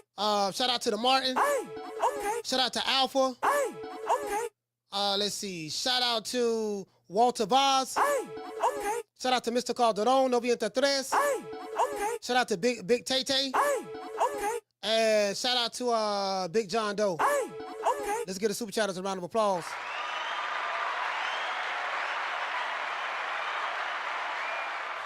Hold on. Look like we got a cash app. Shout out to Jamie. Dropping our $2 cash app. He say Jesus held him. Get up and walk to daddy. Okay, shout out to Jamie for the cash app. It is what it is, fam. I just sit back, man, call it the way I see it. As I said before, and this is the way I was taught. If you're loud and wrong in public, you have to be just as loud and right with your apologies. You don't scandalize people's names, talk bad about them. That's just like me yelling, screaming, scandalizing Legacy name or scandalizing Foodie name and doing all of this only to be found out that I'm a liar and I'm wrong. I don't got caught with my hand in the cookie jar. The gig is up. So what I should be doing is going on an apology tour. I apologize for my actions. I was wrong. What I did was immature. I'm a liar. I lied, and I scandalized that man's name. You don't get a chance to try to hide, oh, no, we were just trolling. No. You was lying, and you're trying to minimize it. You're trying to minimize it and brush it off. Not going to do that. Your mama is a liar, and Kid Austin was lying with the mama. Showed y'all the video. Just in case y'all don't believe me, let's look at that one part one more time.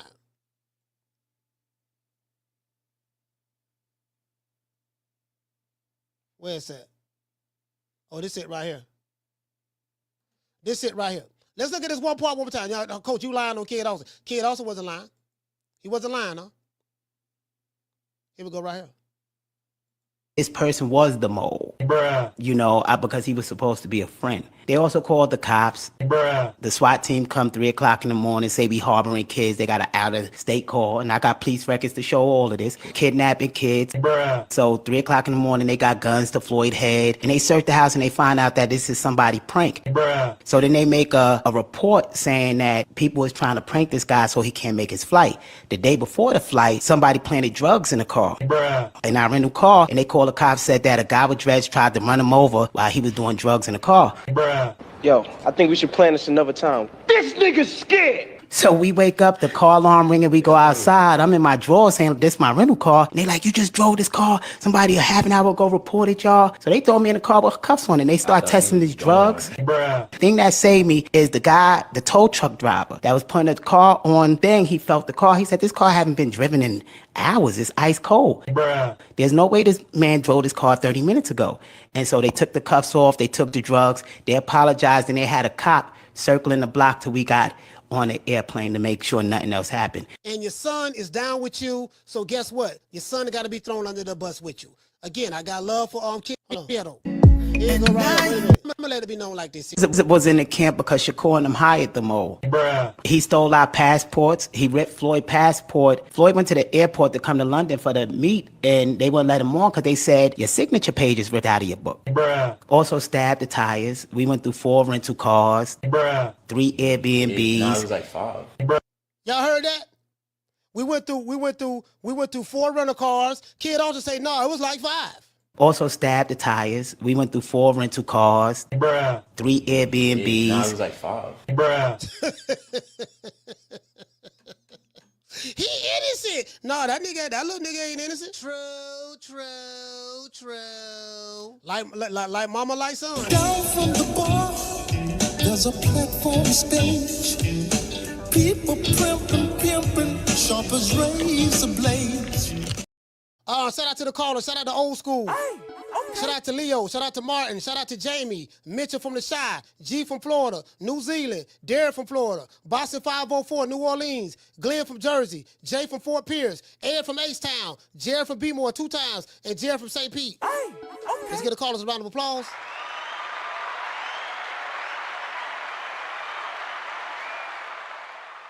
Shout out to the Snow Bunny. See your eyes shining, she's my snow bunny, please. In the winter lights, so she's my sweet dove of cream. Talk to my nose, this lover's got it so raw. Make you move, stepping out of control. Turn it up, it's me against the light. Snow bunny, moving on the bar. Everything's alright, got that smooth Scofield. No, that's dancing in the light.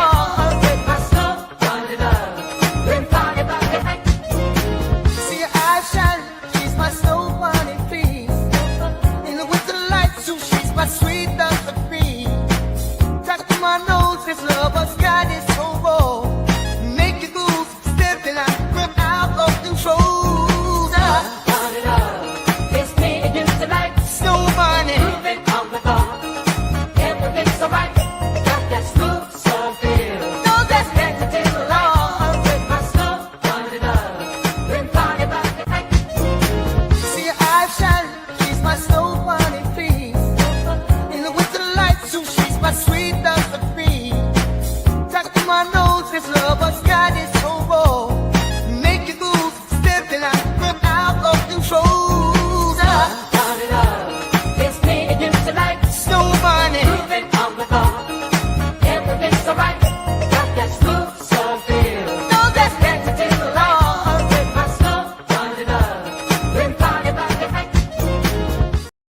Yeah, man, salute to everybody, man. Peace to the family, peace to the family, man. Shout out to Paul King. Shout out to Legacy Remains. Shout out to Towers. Shout out to San Diego's greatest rapper. Shout out to shout out to the Notorious. Shout out to Dano. Shout out to Playmaker. Hey, I'm like, damn. I'm sitting there looking at this nigga like, I said, damn, this man is telling a story. He's telling the story. Hey, shout out to Jack. Shout out to Isaiah. Shout out to Mika Lovell.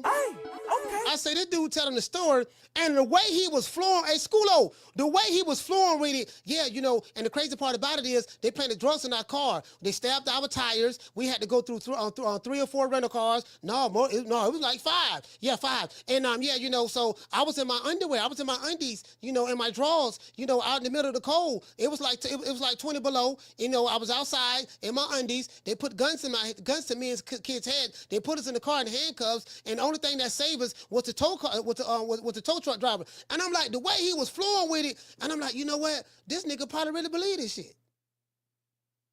He probably really believe. I said, this nigga, like, you get what I'm saying? It is what it is, man. I'm like, oh man, all praises due to the Most High, the Most Exalted, the greatest human being on the planet Earth, Mr. Al Heyman. But before we do that, shout out to Bernie Mac. Who you think he is? DJ Quick? No, huh? No, I ain't saying Kid Capri?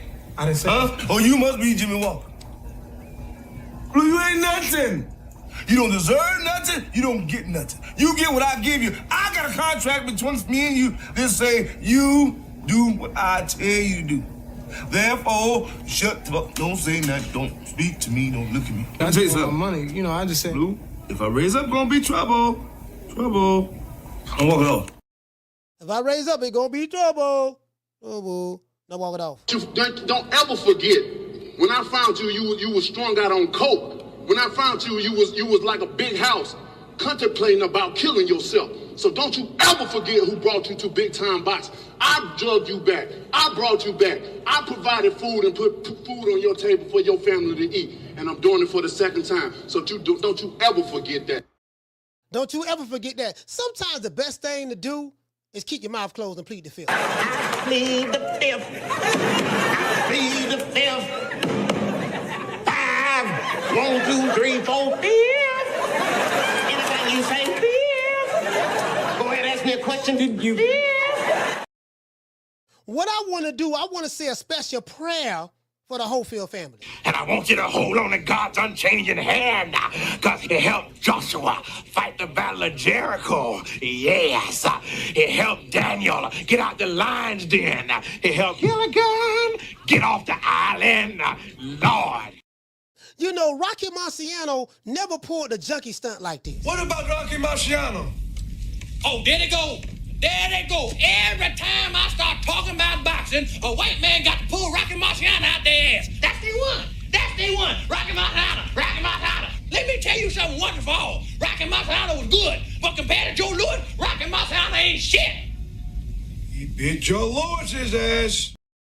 What we're going to have to do in America, we're going to have to collectivize when it comes to boxing. Now, I run every kind of bitch, every kind of place, and I know one thing. When it comes down on you, you either collectivize or you run like a solitary rat. You know what I mean? You either collectivize or you run like a solitary rat. It is what it is, fam. You feel me? Now, you know what? I think that the guy who Shakur is fighting this weekend, I don't know what chances he have. It is what it is, but ain't nobody coming to see him. Hurting the group? I'm the best thing ever happened to this damn group. Nobody's bigger than the group. Y'all ain't stupid. I'm the one selling the records. They coming to see me. They coming to see the Temptations. Ain't nobody coming to see you, Otis. You get what I'm saying? It is what it is, man. I want to send a special shout out to the hood. I want to thank the whole hood who came out here. I love y'all. I did this for the hood. Y'all know I beat that boy. Turkey Al-Sheik is probably telling Mama Hofield right now this. Don't ever come by here. Okay?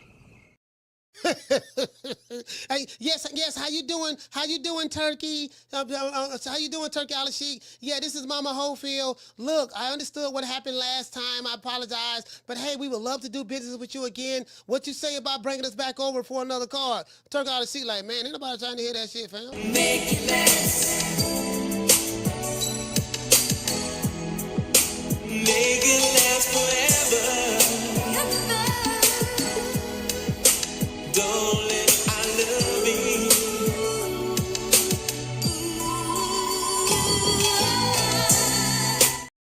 A nigga I gotta hear all these bullshit Superman stories about your son beating up Tank, beating up Shakur, beating up Devin Haney, beating Terrence Crawford, beating Godzilla, beating Mothra, beating everybody. He know the 5 styles of boxing. He know the leg kick. He know the crane. He know the drunken monkey. He know the crouching tiger. He know all these different styles. I'm hearing all these bullshit Superman stories.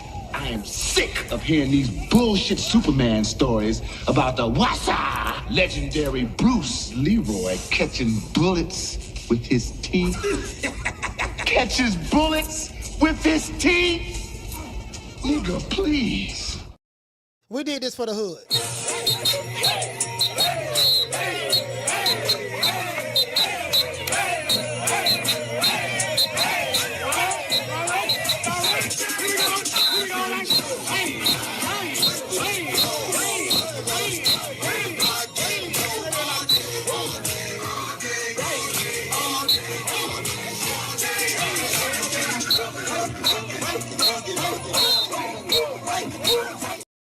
Hey, mama.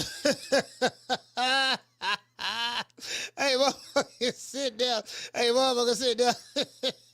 You better down the street. Yeah, we did it for the hood, dog. We own, dog. We putting on for the city, dog. We putting on for the city. You get what I'm saying? Shout out to the Tenderonis, the PYTs, and the Honey Dips.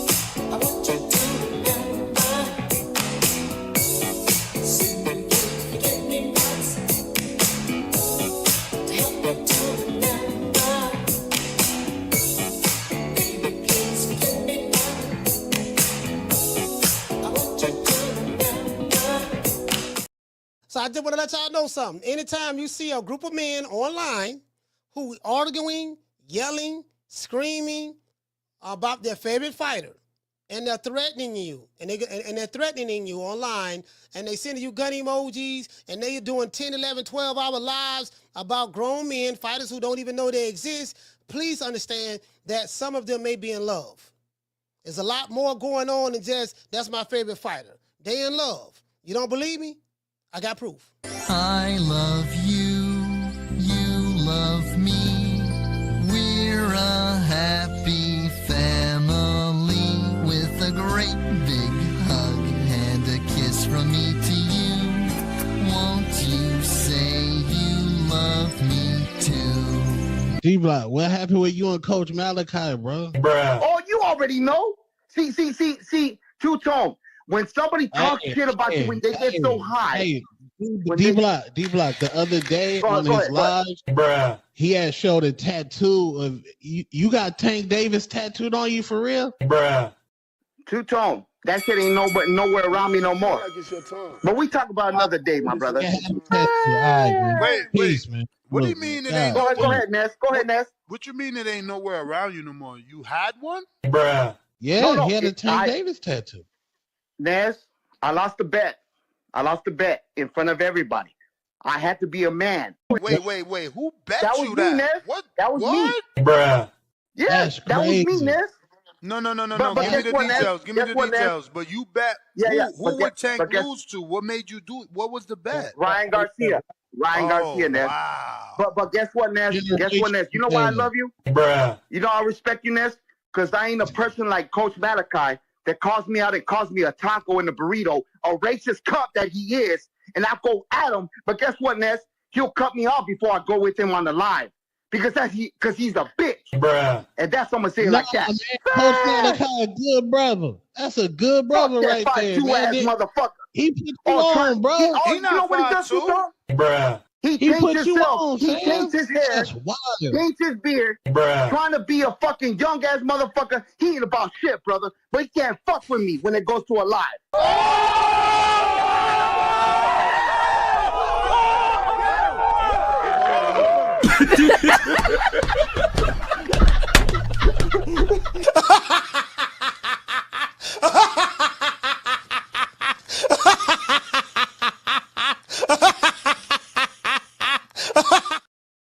The nigga was in love, man. The nigga was in love.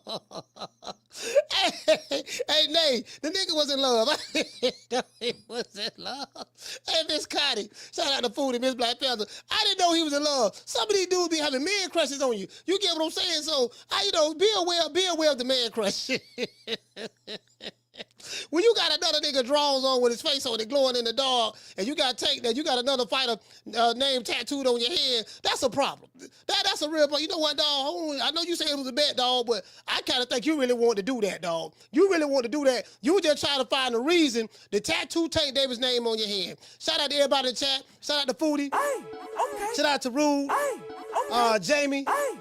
Shout out to Superman, Corey Bradley, Mr. Nice, Cooking with Sir Senior. Shout out to your boy Mumbo, Fast Car Eddie. Shout out to Nate the Great. Shout out to Miss Black Panther. Shout out to Shad, Keith's Bulldogs, EMS. Shout out to Dr. Paul Evans, Mr. Corey Bradley. Shout out to the lovely Miss Connie, Mr. Nice in the building, EMS. Shout out to Schoolo X-Man, J Hub, Legacy Remains. Superman is in the building. Marta King Boxing. Boxing with Reggie Owens. Shout out to RJ. Shout out to who else I see in the building. Shout out to D. Shout out to San Diego's greatest rapper. Shout out to the Notorious. Shout out to Dano. Shout out to Isaiah. Shout out to Chris T. Jones. Shout out to Yoda, Cut Creator. Let's see. Shout out to So. Mika love him. It is what it is. Shout out to Kashif. He say Mama Sko. They call him Auntie Sko. I don't call him Auntie Sko. I call him Mama Hofield. Mama Hofield sound better than Auntie Sko. I know that I'm probably have a little bias on that, but Mama Hofield is the name. Like when y'all see him, y'all gonna think of Mama Hofield. And when y'all see him, y'all gonna think of stop it. I did nothing to you. You know what I mean? That's wrong, S.A. That's wrong. He did nothing to you. That's wrong, S.A. That's wrong. He did nothing to you. If y'all think I'm lying, if y'all want to believe me, go Google that shit. Don't everybody believe in Google? Go Google that shit. All them lies Mama Hofield told? I say what I say, and I deliver it. All them lies Mama Hofield told? What he says we don't believe. We don't believe you. You know what I'm talking about. Y'all all know what I'm talking about, man. It is what it is, man. Shout out to everybody, man. Peace to the family. I catch you guys on the next one. You know my motto. Don't meet me there, beat me there. Peace. Man, I'm out of here, bro. Let's go.